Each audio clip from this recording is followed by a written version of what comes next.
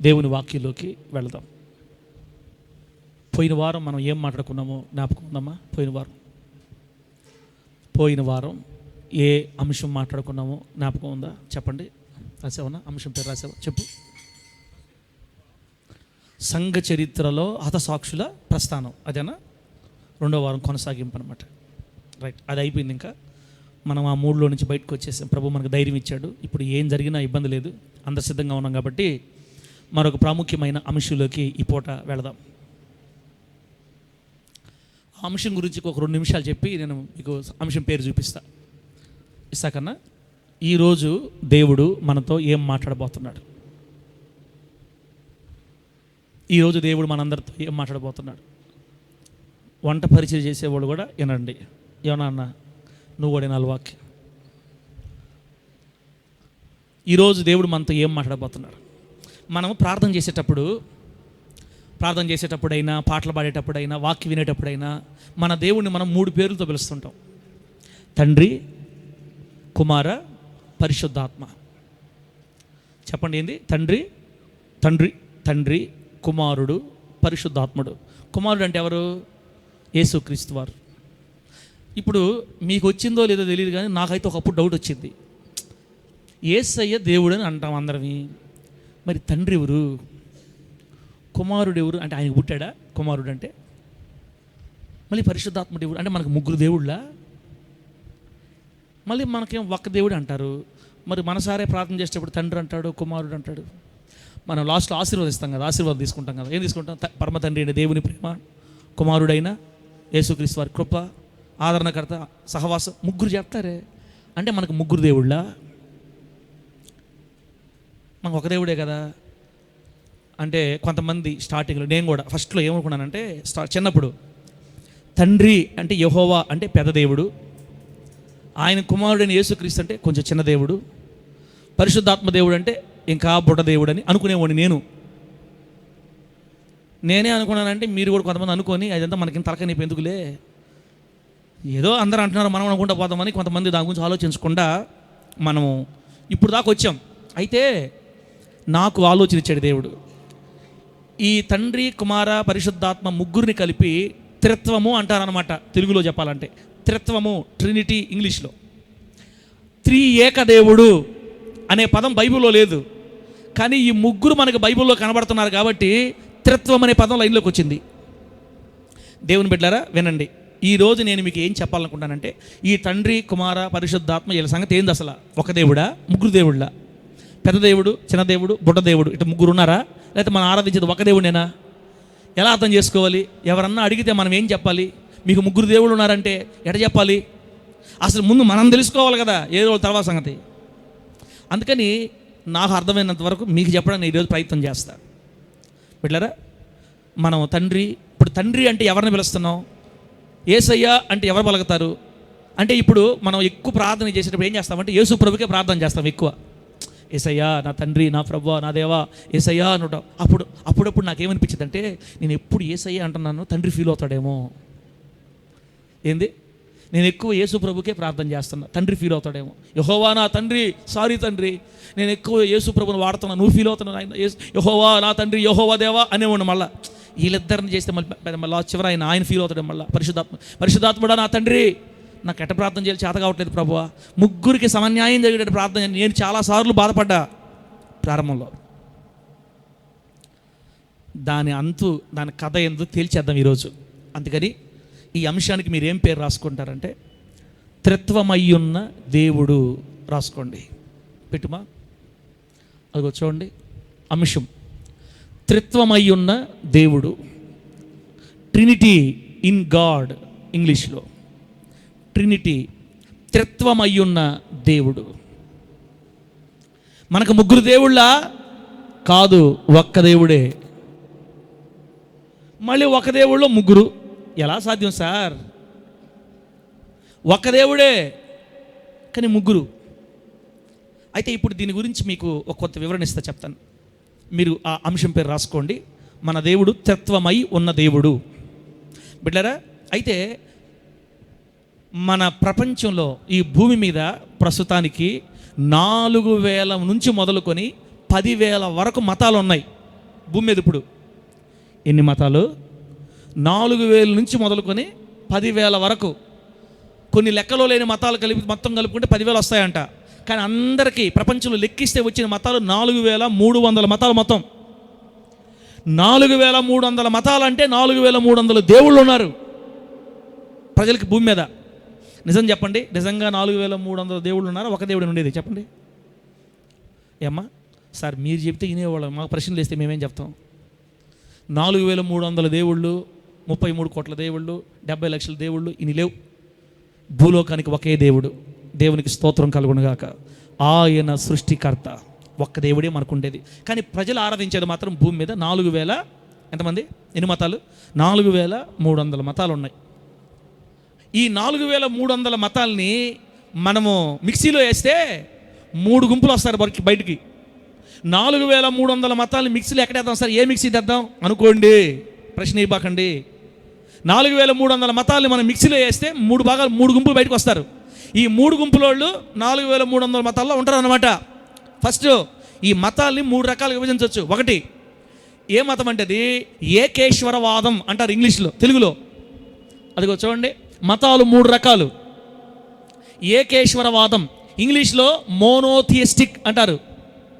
ఏకేశ్వరవాదం, ఈశ్వరుడు అంటే దేవుడు, ఈశ్వరుడు అంటే దేవుడు, ఏక ఈశ్వరుడు అంటే ఒకే దేవుడు. ఏకేశ్వరవాదం అంటే అర్థమైందంటే ఒకే దేవుణ్ణి నమ్మే మతాలు. ఏంది? ఎంతమందిని? ఎందుకు సార్ తలకాయదంటే ఇప్పుడు జస్ట్ వాక్యం స్టార్ట్ అయింది, ఇప్పుడే వాక్యం స్టార్ట్ అయింది. ఏకేశ్వరవాదం అంటే ఒకే దేవుడు.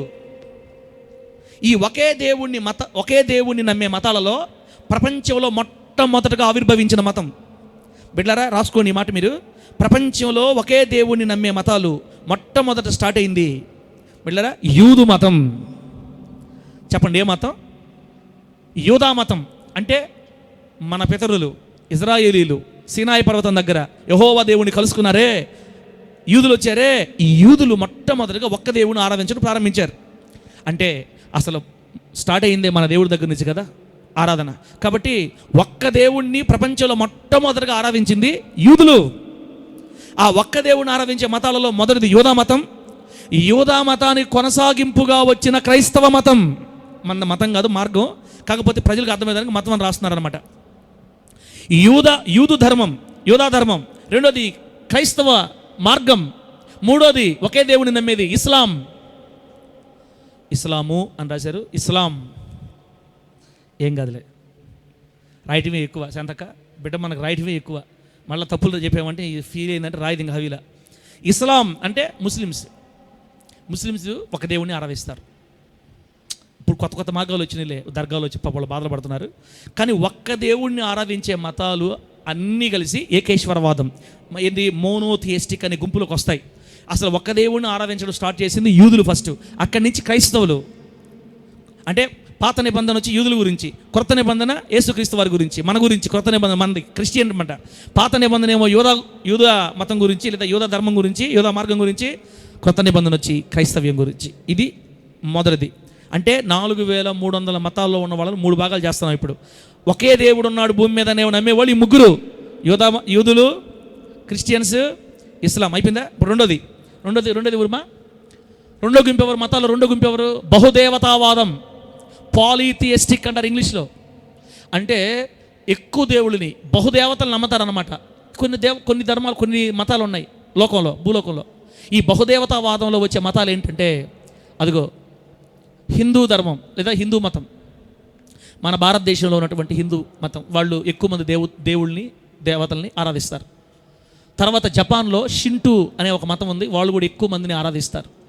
ఇంకా ప్రపంచంలో కొన్ని స్థానిక విశ్వాసాలు కూడా ఎక్కువ మందిని దేవుడు ఆరాధిస్తారనమాట. అంటే భూమి మీద మతాలు 3 రకాలు. ఒక్క దేవుని నమ్మే మతాలు కొన్ని, బహుదేవతలు నమ్మే మతాలు కొన్ని. లాస్ట్ మూడోది, ఈ 4,300 మిక్సీలు వేస్తే ఈ ముగ్గురు బయటకు వచ్చారు. మూడోది ఏంది? అద్వైతవాదం. సరే మాకేమన్నా సోషల్ క్లాస్ చెప్తున్నావా లేకపోతే మాకు వాక్యం చెప్తున్నావా? మర్యాదగానండి. అద్వైతవాదం అంటే నాన్ థియిస్టిక్ అంటే వీళ్ళు ఈ అద్వైతవాదం అర్థం ఏంటంటే దేవుణ్ణి నమ్మరిళ్ళు, అసలు దేవుడు ఉన్నాడని నమ్మరంట. కానీ కొన్ని ఆధ్యాత్మిక సూత్రాలు అనుసరిస్తారు. దేవుడు ఉన్నాడని నమ్మరు, దేవుడిని నమ్మరు. కానీ కొన్ని మంచి పనులు చేయడం ద్వారా మనం ఈ భూలోకంలో బాగా బతకతాం నమ్మతారనమాట. కొన్ని ధార్మిక సూత్రాలు అనుసరించే మతాలు, దేవుణ్ణి నమ్మని మతాలు ఇవి.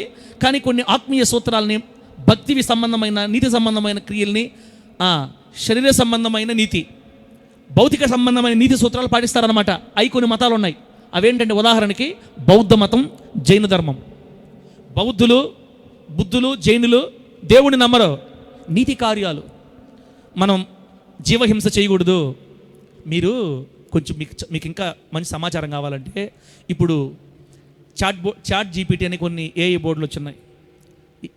ఏఐ సంబంధించి మన వాట్సాప్లో కూడా వస్తుంటుంది. మెటా అని, చాట్ జీపీటీ అని, ఈ మధ్య గ్రాక్ అని ఒకటి వచ్చింది.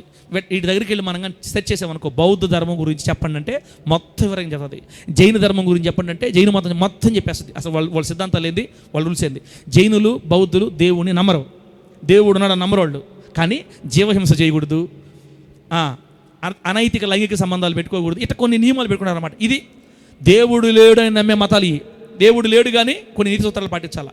ఇప్పుడు ఏకేశ్వరవాదం, బహుదేవతావాదం, అద్వైతవాదం, ఈ ప్రపంచంలో ఉన్న మతాలన్నిటి కలిపితే ఈ ముగ్గురు బయటకు వచ్చారు. అయితే ఇప్పుడు మనం క్రైస్తవ మతం దగ్గర లేదా క్రైస్తవ మార్గం దగ్గరకు వద్దాం. ఇంకా అది వదిలేయండి. ఇప్పుడు మనకి దేవుడు గురించి సబ్జెక్టు. కొందరేమో ఒక దేవుడిని ఆరాధిస్తున్నారు, కొందరేమో బహుదేవతలను ఆరాధిస్తున్నారు, దేవుళ్ళని ఆరాధిస్తున్నారు. కొందరేమో దేవుడే లేడు, నీతి కార్యాలు చేసి సరిపోద్దని అంటున్నారు. ఇప్పుడు ఈ ఎక్కువ దేవుళ్ళు నమ్మే వాళ్ళని, అసలు దేవుడు అనేవాళ్ళు పక్కన పెట్టేద్దాం. ఇప్పుడు ఒక్క దేవుడిని నమ్మే వాళ్ళ దగ్గరకు వద్దాం. ఆ ఒక్క దేవుడిని నమ్మే వాళ్ళలో ముగ్గురు ఉన్నారు: యూదులు, క్రిస్టియన్స్, ఇస్లాం. ఇప్పుడు యూదుల్ని, ముస్లిమ్స్ని పక్కన పెట్టేద్దాం, మన సందర్భం కాదు అది. ఇప్పుడు క్రైస్తవులు తీసుకుందాం. క్రైస్తవులు ముఖ్యంగా ఒక్క దేవుడిని ఆరాధిస్తారు.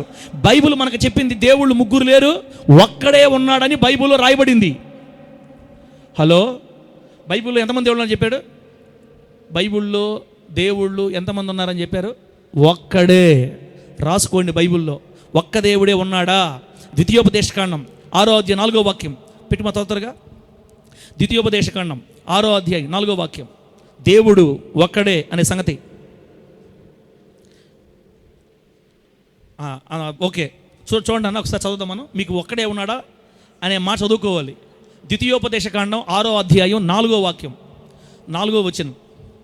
నీ దేవుడైనా యెహోవాను నేనే, ఓ ఇశ్రాయేలు వినుమని ఉంటుంది. ఓ ఇశ్రాయేలు వినుము.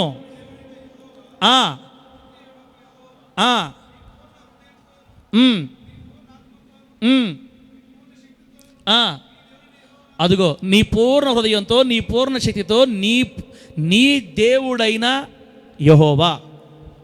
నీ దేవుళ్ళైన యేసయ్యని, నీ దేవుళ్ళైన పరిశుద్ధాత్మ అని 3 రాయలేదు. నీ దేవుడైన యెహోవాను, ఆయన అద్వితీయుడకు దేవుడు. అంటే ఇంకొక దేవుడు లేడు, ఇంకొక దేవుడు లాంటి వాడు కాదు, ఆయన ఒక్కడే దేవుడు. ఆయన అద్వితీయుడైన యెహోవా. మనకు దేవుడు ఒక్కడే, ఒక దేవుడే, ఆయన యెహోవా అని చెప్తుంది అక్కడ వాక్యం. రెండో మాట జకర్యా గ్రంథం 14:9 వచనం, టకటక రాసుకోండి. నేను ఇప్పుడు ఏం చెప్తున్నాను మీకు? క్రైస్తవ ధర్మం లేదా క్రైస్తవ మార్గం ప్రకారం, క్రైస్తవ బోధ ప్రకారం మనకు దేవుళ్ళు ముగ్గురు లేరు, 10 మంది లేరు, 100 మంది లేరు, ఒక్కడే. మరి మీరే కదా సార్ తండ్రి, కుమార, పరిశుద్ధ. ఆగండి, ఫస్ట్ ప్రస్తుతానికి దేవుడు బైబిల్లో చెప్పారా చెప్పలేదా? మనకు ఎంతమంది దేవుళ్ళు చెప్పారు? ఒక్క దేవుడే అని చెప్పారు. కాబట్టి ఆ ఒక్క దేవుడికి రిఫరెన్స్ చెప్తున్నాను మీకు. జకర్యా గ్రంథం 14:9. కుమార్తె స్పీడ్ తగ్గింది నీకు కనుక వర్క్లో ఉందా? చూడు. ఓకేనా? యెహోవా సర్వలోకమునకు రాజయ్యుండును, ఆ దినమున యెహోవా ఒక్కడే అనియు, ఆయనకు పేరు ఒక్కటే అనియు తెలియబడును. చెప్పండి, దేవుడు ఒక్కడా 10 మందా? ఒక్కడే. మనం ఆరాధించే దేవుడు ఒక్కడే. యెహోవా దేవుడు ఒక్కడే అనియు, ఆయన పేరు ఒక్కటే అనియు అని రాశారు అక్కడ. అంటే ఇక్కడ మన దేవుడు ఒక్కడే అర్థమైంది. తర్వాత మా యెషయా గ్రంథం 45వ అధ్యాయం 5వ వచనం, టాకా తీసుకోండి. యెషయా గ్రంథం 45వ అధ్యాయం 5వ వచనం. ఇవన్నీ కూడా ఎందుకు చెప్తున్నానంటే మనకు దేవుళ్ళు లేరు, దేవుడు ఉన్నాడు, దేవుడు ఒక్కడే ఉన్నాడని తెలియటానికి. ఆ తర్వాత ఆ దేవుడు గురించి మనం ధ్యానం చేద్దాం. ప్రస్తుతానికి యెషయా గ్రంథం 45వ అధ్యాయం 5వ వచనం పెట్టావమ్మా? చదవన్నా. నేను యెహోవాను, అదిగో నేను యెహోవాను, మరి ఏ దేవుడును లేడు, నేను తప్ప ఏ దేవుడును లేడు. అంతే. ఏ దేవుడు లేడు అని మన దేవుడు చెప్పినప్పుడు మళ్ళీ ఇంకా దేవుడు ఉన్నాడు, ఇంకా లేడు తల్లే, నేను తప్ప ఏ దేవుడు లేడు. తర్వాత 6వ వచనం పెట్టి ఏముంది అక్కడ, 6వ వచనం పెట్టి తర్వాత చదువన్నా, చదువు సరే. అదే 45వ అధ్యాయం 6వ వచనం, నేను యెహోవాను. 6వ వచనం అదేనన్నా, 6వ వచనం నెక్స్ట్ అన్న, నెక్స్ట్ డాటా ఏం పర్లేదు డాటా, ఫ్రీగా ఉండి ఇబ్బంది లేదులే, నీకు ఇబ్బంది సహకరించకపోతే పెట్టబల్లే.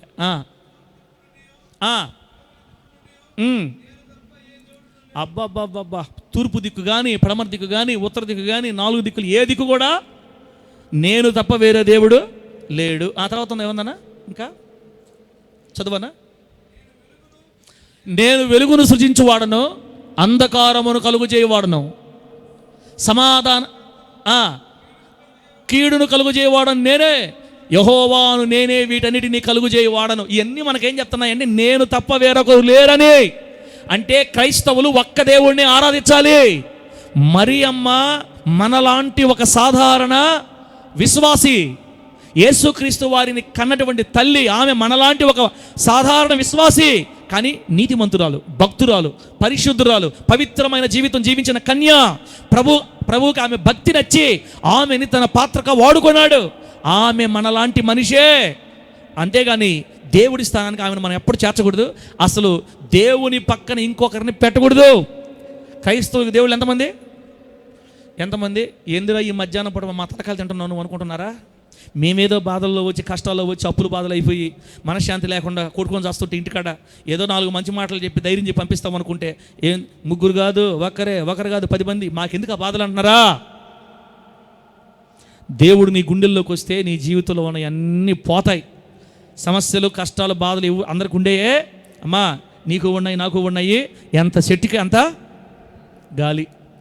కష్టాలు లేని వాళ్ళని చూపించండి ఒక్కరన్నా చచ్చి భూలోకంలో ఎవరైనా. నాకు కష్టాలు లేవు అనే వాళ్ళని చూపిస్తే ఇక మనం చూద్దాం తర్వాత. చెప్పండి, ఒక్కరని చూపించండి. ఎవరో ప్రతి ఒక్కరికి అసలు కష్టం లేకపోతే మనిషి ఏమంటాడు తెలుసా, నేనే దేవుడు అంటాడు. అంతే ఒకటే మాట. కష్టాలు, బాధలు కానీ మనుషులు కానీ లేకపోతే దేవుడు ఎవరు? వరుగుండ శాంతమ్మని నేనే దేవతని చెప్పేస్తుంది మా యొక్క. అంటే మనమే దేవుళ్ళు అయిపోతాం. అందుకే కష్టాలు మనకి రావాలి. కష్టాలు రకరకాలే. దేవుడు మనల్ని సరిచేయడానికి, ఆయనకు దగ్గరగా చేసుకోవడానికి కొన్ని శ్రమలు అనుమతిస్తాడు. మనం పొగరు బట్టి చేసుకుని కొన్ని పనులు బట్టి మనకు కొన్ని వస్తాయి. ఇలా రకరకాలు దేవుడు మనల్ని 2 దీవించడానికి కొన్ని శ్రమలు, రకరకాల విధాలుగా మనిషి మీద శ్రమలు వస్తూ ఉంటాయి. నువ్వు అవునన్నా నువ్వు కాదన్నా వస్తానే ఉంటాయి. ఒక్క మాట గుర్తుపెట్టుకో, నీతిమంతుని కలుగు ఆపదలు అనేకం. వాటన్నిటిలో నుండి దేవుడు మనల్ని తప్పిస్తాడు. తప్పించే దేవుడు ఉన్నాడు కాబట్టి ఊపిరి పీల్చుకోండి. మర్యాదగా ఇప్పుడు దేవుడి గురించానండి. మనకి దేవుళ్ళు ఎంతమంది? 3 1. నేను తప్ప వేరొక దేవుడు ఇక లేడు, నేనే దేవుడు అన్నాడు. ఇంకా చాలు, మనకు చాలా ఉన్నాయి. కానీ అన్న క్రొత్త నిబంధనలో ఒక్క మాట చదివేసి ఇక ముందుకు వెళ్ళిపోతాం. క్రొత్త నిబంధనలో 1 తిమోతి పత్రిక 2వ అధ్యాయం 5వ వచనం చూస్తే అక్కడ కూడా దేవుడు ఒక్కడే అని అర్థమవుతుంది మనకి. మనకి దేవుళ్ళు 3 లేరు, ఒక్కడే అన్న. దేవుడు ఒక్కడే, దేవునికిని నరులకును మధ్యవర్తియు ఒక్కడే, ఆయనే క్రీస్తు యేసు అనే నరుడు. పాత నిబంధనలో ఏమో నేనే దేవుణ్ణి, నా పేరు యెహోవా అన్నాడు. కొత్త నిబంధనలో ఏమో దేవుడు ఒక్కడే, దేవునికి నీ నరులకును మధ్యవర్తి ఒక్కడే, ఆ దేవుడు ఒక్కడే. ఆ ఒక్క దేవుడు ఎవరు? ఆయనే క్రీస్తు యేసు అనే నరుడు అని. ఇక్కడ యేసుక్రీస్తు వారిని దేవుడు అని చెప్తుంది వాక్యం, అక్కడేమో యెహోవా అని దేవుడు అని చెప్తుంది వాక్యం. ఇదంతా ఎట్లా అర్థం చేసుకోవాలి సార్? ఏంది సార్ మాకు? అమ్మా కొన్ని ఒక్క మాట చెప్పమంటారా? దీన్ని అర్థం చేసుకోవటం ఫుల్గా అర్థమైపోయింది సార్ మాకు అని చెప్పలేము. ఇప్పుడు ఈ వాక్యం అంతా అయిన తర్వాత కూడా మీకు మైండ్లో డౌట్ అట్టే ఉంటుంది. కానీ ఇది నిజంగా మనం ఎప్పుడు చూస్తామంటే, రేపు మనం పరలోకం వెళ్తాం కదా, ఆ పరలోకం వెళ్ళినప్పుడు పరిశుద్ధాత్మ దేవుడు ఎందుకు రాశాడు, తండ్రిని ఎందుకు రాశారు, యెహోవా ఎవరు, వీళ్ళు 3 వేరు వేరా ఒకటేనా, ఇవన్నీ మనకు నీట్గా క్లియర్గా అర్థమైపోవాలంటే అందరం పరలోకం పోవాలి. కానీ నా బాధ అంత ఏంటంటే, కొంచెమన్నా మీకు అర్థమయ్యేటట్టు చెప్పడానికి నా బాధ. ఒక్క దేవుడే. మళ్ళా ఇక్కడ చూడు, యేసుక్రీస్తు దేవుడు అని రాశారు ఇక్కడ, అక్కడేమో యెహోవా పాత నిబంధనలో యెహోవా నేను దేవుడు అని రాశాడు. ఇదంతా ఏంది అనేది ఇప్పుడు తేల్చేద్దాం. ముందుగా మీకు ఒక మాట చెప్పాలి. అదేంటంటే బిడ్డలారా, ఈ రోజున త్రిత్వాన్ని గురించి రకరకాల బోధలు ఉన్నాయి యూట్యూబ్లో. పాస్టర్లు రకరకాలుగా చెప్తున్నారు. కొంతమంది ఏమంటారంటే, అసలు త్రిత్వం అనే పదం బైబిల్లో లేదు, మన దేవుళ్ళు 3 కాదు, అసలు యేసుక్రీస్తు దేవుడు కాదు. యెహోవా మాత్రమే దేవుడని యెహోవా సాక్షులని ఒక శాఖ బోధిస్తూ ఉంది బయట. యేసుక్రీస్తు దేవుడు కాదు, ఆయన ఒక ప్రవక్తలు అంటాడు, ఒక మనుషులు అంటాడు అని. ఏమండి, యేసుక్రీస్తు దైవత్వాన్ని కూడా పక్కన పెట్టేసి వాళ్ళు ఇస్తాను బోధిస్తున్నారు. అందుకే అందరి వాక్యాలు వినకూడదు, అందుకే ఎవరి వాక్యాలు పడితే వాళ్ళ వాక్యాలు వినకూడదు. మనకు వాక్యం మీద పట్టు లేనప్పుడు అసలు జోలిగా వెళ్ళకూడదు. అంతే. రకరకాల బోధించే వాళ్ళ జోలికి వెళ్ళారా, కొంతమందికి మెంట వచ్చేస్తుంది. వాళ్ళు చూపించే వచనం ఎట్లా ఉంటాయంటే నిజమేనేమో అనిపిస్తుంది. కొంతమంది బయట ఏం బోధిస్తున్నారంటే పరిశుద్ధాత్మ దేవుడు లేడు, అసలు యేసుక్రీస్తు దేవుడు కాదు, యెహోవా మాత్రమే దేవుడు అని కొంతమంది బోధిస్తున్నారు. ఇంకొంతమంది ఏమంటున్నారంటే యేసే దేవుడు, యేసు నామంలో బాప్తిసం పొందితేనే పరలోకం, యెహోవా లేడు, పరిశుద్ధాత్మ దేవుడు లేడు, యేసు మాత్రమే. రకరకాలుగా ఇష్టం వచ్చినట్టు సాతాను కూడా మనకి రకరకాల బోధలు పెట్టేస్తే ఏం చేయాలో, ఏది వినాలో, ఏది కరెక్టో ఏది తప్పో అర్థం కాక జుట్టు బీక్కొని ఏది వద్దు నాకు ఇంట్లో జరిపిన చాలామంది ఉన్నారు. ఇంకొంతమంది మనల్ని వదిలిపెట్టేసి ఓడలో కలిసిపోవడం చాలామంది ఉన్నారు. ఇలా అనేక రకాలైన దుష్ట శాఖలు బయట ఉన్నాయనే సంగతి మీరు మర్చిపోకుండా, నిన్ను దేవుడు ఏ సంఘంలో పుట్టించాడో, మొదటి నుండి చిన్న వయసు నుంచి నువ్వు ఏ బోధ విన్నావో అట్లాంటి బోధలు మాత్రమే యూట్యూబ్లో మనం వినాలా. అది తప్ప ఏది విన్నావా ఇంకా తర్వాత మైండ్ మారిపోద్ది, నీ ఇష్టం. ఇప్పుడు ముందుకెళ్దాం. మనకు దేవుళ్ళు ముగ్గురా, ఒక దేవుడేనా? బైబిల్ ఏమో ఒక దేవుడే అని చెప్పింది ఇప్పుడు దాకా. మరి ఆ దేవుళ్ళు ఈ 3 పేర్లు ఏంటి, ఎలా అర్థం చేసుకోవాలి వీళ్ళని అంటే ఒక చిన్న ఉదాహరణ చెప్తా. మనం ఉదయాన్నే సూర్యుడు వచ్చిన తర్వాత వెలుగు చూస్తాం, కాంతి అంటారు ఆ వెలుగుని. ఆ వెలుగు ఏ కలర్లో ఉంటుంది చెప్పండి తల్లి. ఇప్పుడు ఆ వెలుగు వస్తుంది, ఆ ఎండ వస్తుంది, ఎండ ఏ రంగులో ఉంటుంది అన్న? నలుపా? కొంతమందికి ఎరుపు అని చెప్తారు, ఎర్రగా ఎండ పడుతుంది కాబట్టి ఎరుపు. కొంతమంది మామూలుగా అందరూ ఏమంటారంటే కాంతి తెలుపు రంగులో ఉంటుంది, తెల్లగా పడుతుంది అంటారు. సరే, వాళ్ళ సంగతి మీరు చెప్పండి. ఏమరా కాంతి ఏ రంగులో ఉంటుంది తెల్ల? అంకుల్ నన్నెందుకు అంకుల్ మళ్ళీ మధ్యలో లాక్కొస్తావు? ఏమి చెప్పి అప్పుడు ఏమేమా చెప్పద్ది, చెప్పేమేమా కాంతి ఏ రంగులో ఉంటుంది? మమ్మల్ని అడగతావు ఎందుకు సార్, చెప్పు నువ్వు అంటే.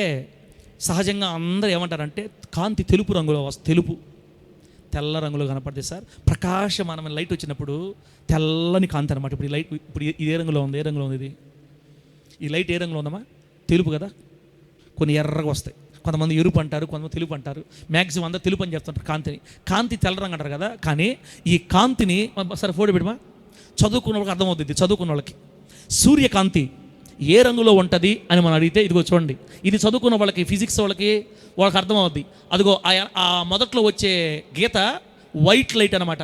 కాంతి మన కళ్ళకి తెల్లగా కనపడద్ది. ఇప్పుడు మన బయట కనపడే కాంతి అంతా తెలుపులో ఉంటుంది. ఆ తెలుపు కాంతిని గ్లాసు ద్వారా పంపిస్తే, మా గ్లాస్ అన్నా, గ్లాసులో నుంచి అదిగో కాంతి ఆ పక్క నుంచి గీత, తెల్లని కాంతి ఆ గ్లాసు ప్రిజం అనే ఆ గ్లాసులో నుంచి మనం కానీ చూస్తే మన కళ్ళకి 7 రంగులు ఇట్లా కనపడుతుంది కాంతి. ఎల్లాయిపాలెం దేవసేనమ్మ బిడ్డ, ఎందుకు సార్ ఫిజిక్స్ క్లాసులు చెప్తావు మాకని. మీ అందరికీ ఏంటంటే దేవుణ్ణి అర్థం చేయించాలని నా బాధ. దీవెనక్క నీకు దండాలు పెడతా దీవెనక్క. చూడు, కాంతి మన కళ్ళకేమో తెల్ల కనపడద్ది. ఇదే కాంతిని అదిగో ఆ గ్లాసులోకి గ్లాస్ ప్రిజంలోకి పంపించి దాంట్లో నుంచి మనం చూసామనుకోండి, ఇదే తెల్లని కాంతి 7 రంగులు కనపడతాయి మనకి. ఇప్పుడు కాంతి ఏ రంగులో ఉందని మేము అడిగాను అనుకో, కొందరేమో తెలుపు అంటారు కనబడుతుంది కాబట్టి, కొందరేమో 7 రంగులు సార్ అంటారు. ఇప్పుడు కాంతి ఏ రంగులో ఉందనే ప్రశ్నకి తెలుపులో ఉందన్న సమాధానం కూడా కరెక్టే, 7 రంగుల్లో ఉందన్న కూడా కరెక్టే. బాగుంది, మనకి బోర్ వస్తుంది ఇప్పుడు. కానీ మిమ్మల్ని లైన్లో లాక్కొని వస్తా, చూడు, లైన్లో లాక్కొని వస్తా. కాంతి తెలుపు రంగులో ఉందన్న కరెక్టే సమాధానం, 7 రంగుల్లో ఉందన్న కరెక్టే. ఈ 7 రంగుల పేర్లు ఏం పేర్లు పెట్టమా, ఫోటో పెట్టమా. ఈ 7 రంగుల పేర్లు చూడండి. విబ్జిఆర్ అంటారు, వైలెట్ కలర్ కనపడద్ది, వైలెట్ కలర్ ఉంది ఆ కాంతిలో. ఇండిగో అంటే బ్లూ కలర్ అనమాట. మళ్ళీ బ్లూ, ఇండిగో అంటే బ్లూ కదా, dark blue, green, yellow, orange, red. ఈ 7 రంగులు ఇదిగో మనం చూస్తాం ఈ కాంతిలో ఉన్నాయి. ఈ తెల్ల కనపడే దాంట్లో 7 రంగులు ఉన్నాయి. కానీ మన కళ్ళకి తెల్ల కనపడుతుంది. తెల్లగా కనపడిన కాంతే, 7 రంగులు కనపడిన కాంతే. ఇప్పుడు నేనేమంటానంటే మన దేవుళ్ళు ముగ్గురా ఒక్కరా? ఇప్పుడు మనము ముగ్గురు అని చెప్పుకున్న రైటే, ఒక్కరు అని చెప్పుకున్న రైటే. కొందరికేమో తెల్లగా కనపడుతున్నాడు, కొందరికేమో 7 రంగులు కనపడుతున్నాడు. ఇంకా ముందుకు వెళ్తా, అర్థం కాదులే, నాకే అర్థం కాదు, మీకేం అర్థం అవుద్ది? కానీ ఒక మాట గుర్తుపెట్టుకోండి, కాంతి మనం అనుకున్నట్టుగా ఒక తెల్ల రంగులో మాత్రమే లేదు, 7 రంగుల్లో ఉంది కాంతి. ఓకేనా? తర్వాత ముందుకు వెళితే చూడండి, మీకు ఉదాహరణ చెప్తా. మా ఫోటోలు తీసావా? నేను చెప్పిన ఫోటోలు తీసావా? అది పెట్టు. వేరుశనగకాయ తెలుసు కదా అందరికీ. వేరుశనగకాయ పైకి చూసేదానికి అదిగో వేరుశనగకాయ. మా మామూలు కాయ ఫోటో తీయలేదా? మొత్తం కింద ఉంది, చూసేదానికి ఒక కాయ కనపడుతుంటుంది. ఆ కాయలు ఎన్ని విత్తనాలు ఉంటాయి? ఇక్కడ 2 కనపడుతున్నాయి, కొన్నిట్లో 3 కూడా ఉంటాయి. కొన్నిట్లో 3 గుంటలన్నా లోపల ఉన్నాయి 3, పైకి కనపడుతుంది ఒక కాయే. ఇప్పుడు దాంట్లో 3 గింజలు ఉన్నాయి కాబట్టి వేరుశనగకాయలు అనొచ్చా? దాంట్లో 3 గింజలు ఉన్నాయి, మళ్ళీ పైకి ఏమో ఒక్కడ కనపడుతుంది, ఒక కాయే, లోపల 3 గింజలు ఉన్నాయి. ఇప్పుడు దాన్ని ఏమనాలా? 3 గింజలు 3 కాయలు అనాలా? కాదు, లోపల 3 విత్తనాలు ఉన్నా పైకి మాత్రం ఒక్కాయే. కొన్నిట్లో ఒకటే ఉంటుంది, కొన్నిట్లో 2 ఉంటాయి. ఈ మధ్య కొత్త పుట్టినలే, స్టార్టింగ్లో నేను చిన్నప్పుడు తింటే మొత్తం 3 ఉండే, ఒక దాంట్లో 3 ఉండే. కానీ కాయ ఒకటే, లోపల ఎన్ని ఉన్నాయి? మళ్ళీ 3 ఉన్నాయి. అర్థమైందా? తర్వాత ఇంకోటి మా అరటిగెల. మీకు దేవుణ్ణి అర్థం చేయడానికి, మన దేవుడు ఒక్కడే, ఆయనలో 3 ఉన్నారన్నమాట. అది చెప్పడానికి మీకు అర్థం అవడానికి తీసిపెట్టామా? ఇది చూడు. ఇప్పుడు దాన్ని ఏమంటారు చెప్పండి మీరు? దాన్ని ఏమనాలా? అరటి గెలలు దాన్ని గెలలు అంటారా, గెల అంటారా? ఒక గెల, అరటి గెలలో మళ్ళీ కాయలు ఎన్ని ఉన్నాయే లెక్క పెట్టలేము. ఆడ 50 ఉన్నాయో, 40 ఉన్నాయో, 30 ఉన్నాయో, 100 ఉన్నాయో. కానీ దాని పేరు మాత్రం అరటి గెల ఒకటే. ఆ గెల లోపల పండ్లు ఎన్నో ఉన్నాయి మళ్ళా. అర్థమైందా? ఇందాకేమో శనక్కాయ ఒక్కటే, లోపల ఎన్ని 3 విత్తనాలు ఉన్నాయి. ఇక్కడేమో అరటి గెల ఒక్కటే, దీంట్లో లోపల మళ్ళీ చాలా గింజలు ఉన్నాయి. ఇలాగే మన దేవుడు మనకి చెప్పిన వాక్యం, మన బైబిల్ ఏం చెప్పిందంటే, మన దేవుడు ఒక్కడే, ఆయనలో 3 వ్యక్తులు వేరువేరుగా ఉన్నారు. ఇప్పుడు ఆ ఒక్క దేవుళ్ళలోనే ఇమిడి ఉన్నటువంటి 3 పాత్రల్ని ఇప్పుడు నేను మీకు పరిచయం చేస్తాను. ఇంకెంతకంటే నాకు తెలిసి ఇంకెవరు అర్థమని చెప్పలేరు మీకు. మన కళ్ళ ముందే దేవుడు కొన్ని ఉదాహరణలు పెట్టాడు. వేరుశనక్కాయలో 3 గింజలు ఉన్నట్టుగా పైకి ఒక కాయే, లోపల 3 గింజలు. అలాగే అరటి గెల ఒకటే, దాని లోపల ఎన్నో కాయలు ఉన్నట్లుగా మన దేవుడు కూడా. ఇట్లాంటి దేవుడు ఇంకొకడు లేడు, అంతే. అద్వితీయ దేవుడు మన దేవుడు, ఇట్లాంటి దేవుడు ఇంకొకడు లేడు అని వాక్యం సెలవిస్తూ ఉంది. ఇప్పుడు దాని గురించి మనం నీట్గా అర్థమయ్యేటట్టు ధ్యానం చేయాలంటే ఒకసారి ఆదికాండం దగ్గర రండి. ఇప్పుడు ఆదికాండం 1వ అధ్యాయం మొదటి నుంచి చదువుదాం. చూడండి, మన దేవుడు ఒక్కడా, 3 లేదా 3 ఒక్కరా? ఎట్లా అర్థం చేసుకోవాలి దీన్ని? ఇప్పుడు మీకు ఉదాహరణలు చెప్పాను, లైట్గా అర్థమవుతుంది, ఇంకా పూర్తిగా అర్థమవుద్ది. ఆదికాండం 1వ అధ్యాయం 1-2 వచనాలు. మొదటి వచనం ఏముందంటే, ఆది యందు దేవుడు భూమి ఆకాశములను సృజించెను. చాలమా, ఆది యందు దేవుడు భూమి ఆకాశములను సృజించెను అని ఉంది. ఇక్కడ బిడ్డలారా, ఇంకా ముందుకెళ్దాం. ఇక్కడ దేవుడు అన్న పదం ఉంది కదా.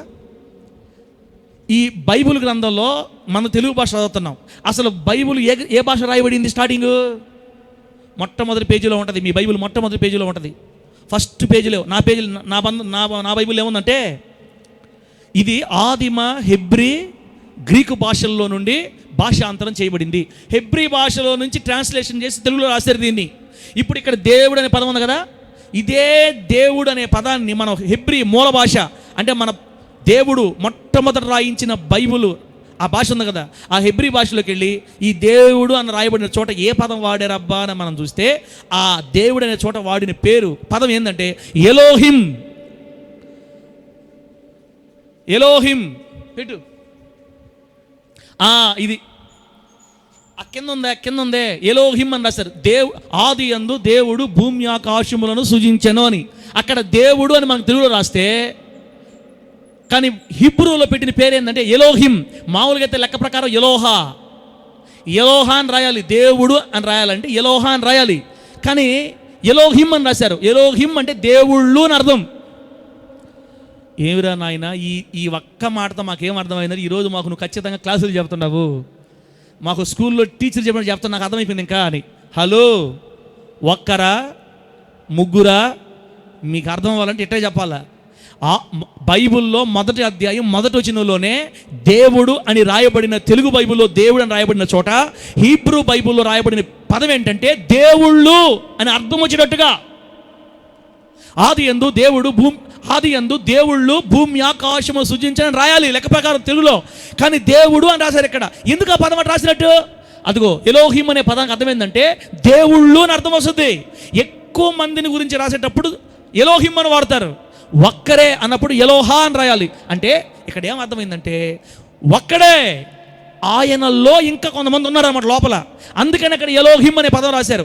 సేమ్ అదే అర్థం వచ్చేటట్టుగా తెలుగులో ఇంకో పదం లేదు మనకి. అమ్మలారా, దేవుడు అని అర్థం వచ్చింది మనకు కదా తెలుగులో, కానీ ఎలోహిం అనే పదానికి దేవుళ్ళు అని రావాలి. కానీ దేవుళ్ళు అని వస్తే అర్థం ఉండదు అక్కడ. మళ్ళీ కొంతమంది దేవుళ్ళు ఉంటారని మనం అనుకుంటాం. దేవుళ్ళు అంటే క్రైస్తవులు కూడా మళ్ళీ కొంతమంది దేవుళ్ళు ఉన్నారేమో అనుకుంటాం. కాబట్టి ఆ హెబ్రీ భాషలో రాయబడిన ఆ పదానికి సరైన అర్థం వచ్చే పదం మన తెలుగులో లేదు. కాబట్టి దరిదాపుగా దగ్గర అర్థం వచ్చే పదం దేవుడు, కాబట్టి దేవుడు అని రాశారు. టోటల్గా ఒక్క మాటలో మీకు సుత్తి లేకుండా ఇంతసేపు నా బాధ అంతా మీకు అర్థం చెప్పాలంటే దేవుడు ఒక్కడే, ఆయనలో ఇంకా కొందరు ఉన్నారు. ఆ అర్థం వచ్చేటట్టుగా హెబ్రీలో ఉంది పదం ఎలోహిం అని, తెలుగులో లేదు. అందుకని ఆ పదం వాడారు. కాబట్టి అంటే మొత్తం మీద మీకు ఏమైందంటే అంటే దేవుడు ఒక్కడే, కానీ ఆయనలో మళ్ళీ ముగ్గురు ఉన్నారా అంటే ఆయనలో మళ్ళీ వేరుశనగ గింజలో లాగా లోపల మళ్ళీ ముగ్గురు ఉన్నారా? ఒక్కడే పైకి మళ్ళీ లోపల ముగ్గురు ఉన్నారా? ముందుకు పదం పండి, ఇంకా ముందుకు పదం పెట్టారా? తర్వాత ఇంకేమన్నా దానికి సంబంధించి రెఫరెన్స్ నేను పెట్టావా? అది కాదు ఎలోహిం అనే దగ్గర నేను రాయమని చెప్పాను చూడు, ఇంకేం రాయలేదు కదా, అంతవరకు రాసావు కదా, సరే ఓకే. ఇప్పుడు పెట్టారా? ఇంక మీకు ఇప్పుడు వివరంలోకి వెళ్ళిపోతా, నీట్గా అర్థమైపోద్ది. మన బైబిల్లోనే ఒక్కొక్క చోట ఒక్కరికి మించి దేవుళ్ళుగా కనపడుతున్నట్టు మనకు బైబిల్లో కనపడద్ది. రాసుకోండి టక. ఆదికాండం 3వ అధ్యాయం 22వ వచనం. నువ్వు పెట్టగలిగితే పెట్టుమా, లేకపోతే చదువుకుంటాం. టక. ఆదికాండం 3వ అధ్యాయం 22వ వచనం. ఏముంది అక్కడ?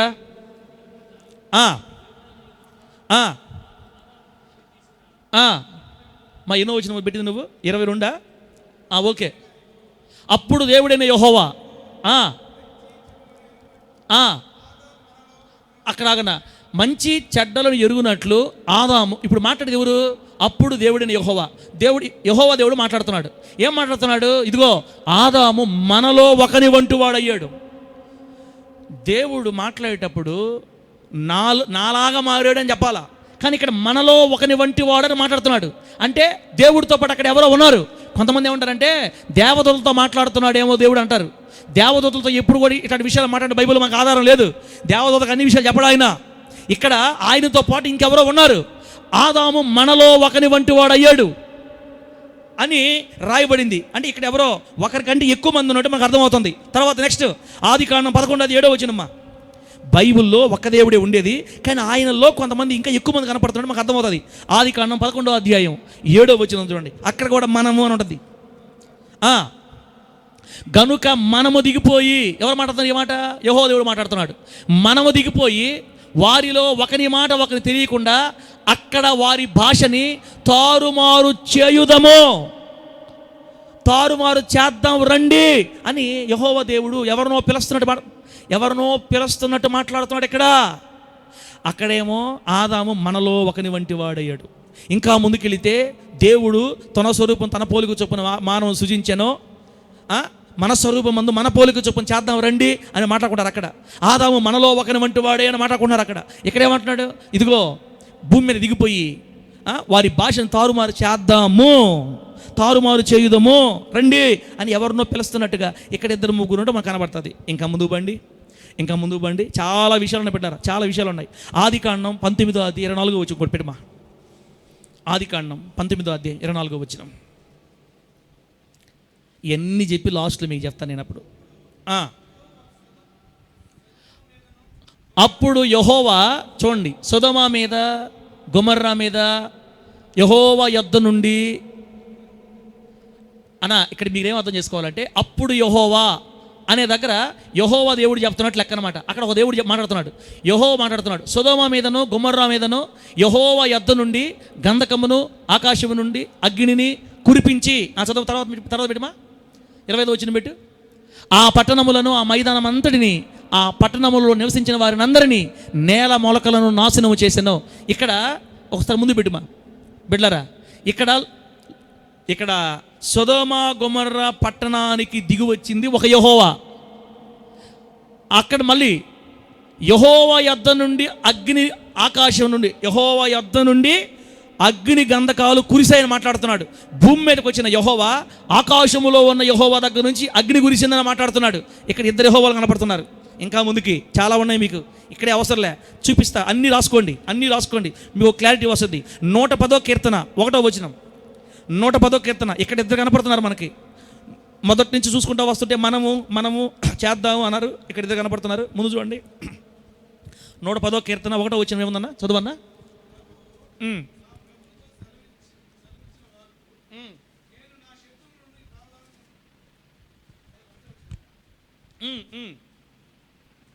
ఒకటో వచ్చిన ప్రభువు నా ప్రభువుతో సెలవిచ్చిన వాక్కు. ఆగు సరిపోద్దాను చాలన్నా. ప్రభు సెలవిచ్చాడు. ప్రభు అంటే దేవుడు సెలవిచ్చాడు. ఎవరితో? నా ప్రభువుతో. మీరు బాగా గుర్తుపెట్టుకోండి, అక్కడ ఒక ప్రభువేమో పెద్ద పదాలతో ఉంటుంది, ఇంకో ప్రభువేమో చిన్న అక్షరాలతో ఉంటుంది. ప్రభువు నా ప్రభువుతో సెలవిచ్చాడు అంటే ఒక దేవుడు ఇంకో దేవుడితో సెలవిచ్చాడంట. ఏంది? నీ శత్రువులు నీ పాదపీఠం వరకు ఉంచే వరకు. అంటే ఇక్కడ అర్థం ఏంటంటే యెహోవా దేవుడు యేసు ప్రభుతో మాట్లాడుతున్న ప్రవచనం అది. నేను నీ శత్రువుల్ని నీకు పాదపీఠంగా ఉంచే వరకు నేను వదిలిపెట్టనని ప్రవచనం. ఇక్కడ ఇద్దరు ప్రభువులు కనపడుతున్నారు మనకి అనేది పాయింట్. అయిపోయింది. ముందుకు బండి. ఒరే నాయన, చంపేటట్టు మమ్మల్ని నువ్వు అర్థం చేసుకోవాలా, వదిలే సమస్యలే మిమ్మల్ని. ఇర్మియా గ్రంథం 14:10 వచ్చిన చూడండి. ఇర్మియా గ్రంథం 14:10. నేను కూడా తీస్తానన్న, కొంచెం తీయండమ్మా, మీకు అర్థం అవ్వాలంటే అక్కడ అర్థం కావట్లేదు మనకి. బాగా వినండి అన్న. ఇక్కడ అమ్మ వినండి. ఇప్పుడు జనులతో యెహోవా దేవుడు మాట్లాడుతున్నాడు. ఈ మాట యెహోవా ఈ జనులతో ఈ మాట సెలవిస్తున్నాడు. ఏ మాట అది? ఈ జనులు తమ కాళ్లకు అడ్డము లేకుండా తిరుగులాడుటకు ఇచ్చగలవారు గనుక యెహోవా వారిని అంగీకరింపడు. ఆపండి, అక్కడ ఒక మాట. సలోమక్క లైన్లో ఉండవు. అర్థమవుతుందా? విషయం అర్థమవుతుందా? అర్థం చేసుకోండి మర్యాదగా. దీవునక్క తాటకెళ్ళి దీవునక్క. ఇక్కడ జనులతో యెహోవా దేవుడు మాట్లాడుతున్నాడు. మంచిదే. జనులతో యెహోవా దేవుడు మాట్లాడుతున్నప్పుడు ఎలా మాట్లాడాలి? ఈ ప్రజలు అడ్డం లేకుండా కాళ్ళకి ఎట్ట పడితే అట్ట తిరగడానికి ఇష్టం గల వాళ్ళు వీళ్ళు ఎట్ట పడితే తిరుగుతారు. కాబట్టి నేను వారిని అంగీకరింపన లెక్క ప్రకారం వాళ్ళ ఇష్ట ప్రకారం తిరుగుతారు. కాబట్టి నేను వాళ్ళని అంగీకరింపను అని పైన మాట్లాడి యెహోవా దేవుడు అనాలా. కానీ ఆయన ఏమంటున్నాడు అక్కడ? వీళ్ళు అడ్డం లేకుండా ఇష్టపడుతున్నారు కాబట్టి యెహోవా వారిని అంగీకరింపడు. మరి మాట్లాడే యెహోవా నేను అంగీకరింపని చెప్పాలి, మళ్ళీ ఆయన అంగీకరింపంటారని ఇంకో యెహోవా ఉన్నాడు అక్కడ. జనులతో మాట్లాడే యెహోవా ఒక యెహోవా, ఆ ప్రజలను అంగీకరించని యెహోవా ఒక యెహోవా. ఇక్కడ ఇద్దరు కనపడుతున్నారు. ఎన్నో వచ్చిందా చెప్పాను మీకు నేను. ఒకటే వచ్చింది రైట్ అంతే. తర్వాత ఏముంది? ఇప్పుడు ఆయన మాట్లాడేదేమో ఒక యెహోవా. ఇప్పుడు ఏమనాలి అక్కడ? ఇప్పుడు నేను అనాలా. నేను అనకుండా ఆయన అన్నాడు మళ్ళా. అంటే ఇంకొక యెహోవా ఉన్నాడు. ఆయన వారి అక్రమమును జ్ఞాపకము చేసుకును, ఆయన వారి పాపములు బట్టి వారిని శిక్షించును. మాట్లాడేది యెహోవా, శిక్షించేది ఇంకో యెహోవా. ఇక్కడ ఇద్దరు కనపడుతున్నారు. సార్, మేము నీ కంటికి ఎట్ట కనపడుతున్నాం? మాకు విషయం చెప్పకుండా మమ్మల్ని ఒక్కడనుకోవాలా, ముగ్గురు అనుకోవాలా? ఆగు, ఇట్ట పోతేనే మీరు ఇంట్రెస్ట్గా వింటారు. మీకు అన్నీ చెప్పేస్తే మీరు వినరు. ముందుకు బా. మనం ఆరాధిస్తున్న దేవుడు బైబిల్లో ఎలా ఉన్నాడో అర్థం చేసుకోవాలి. ఆల్రెడీ మీకు క్లూ ఇచ్చా. కంటికి తెల్లగా కనబడుతున్న కాంతిలో 7 రంగులు ఉన్నట్లుగా, కంటికి ఒక్క కాయలాగే కనబడుతున్న వేరుశనగలో 3 విత్తనాలు ఉన్నట్లుగా, కంటికి ఒక్క గెలలాగే కనబడుతున్న అరటి గెలలో 100 లేదా 10 సంఖ్యలో అరటి పండ్లు ఉన్నట్లుగా మనం ఆరాధిస్తున్న ఒక్క దేవునిలో పాత్రలు ఇమిడి ఉన్నాయి. అది మీకు అర్థం అవడానికి నేను ఇవన్నీ చెప్పుకుంటా తీసుకోబోతున్నాను. ఇప్పుడన్నా నా పాయింట్ మీకు అర్థమైతే ఒకసారి గట్టిగా హల్లెలూయా చెప్పండి గట్టిగా హల్లెలూయా. జకర్యా గ్రంథం 2వ అధ్యాయం. ఇంకా ఉందన్న, చాలా విషయాలు ఉన్నాయి, మీకు చాలా విషయాలు ఉన్నాయి. జకర్యా గ్రంథం 2వ అధ్యాయం 10 నుంచి 13 వచ్చిన చూద్దాం ఒకసారి. ఆపేస్తానమ్మా, టైం దగ్గర పడుతుంది, ఆపేస్తా. తమ్ముడు పాట తీసి పెట్టుకో. జకర్యా గ్రంథం 2వ అధ్యాయం 10 నుంచి 13 దాకన్నా.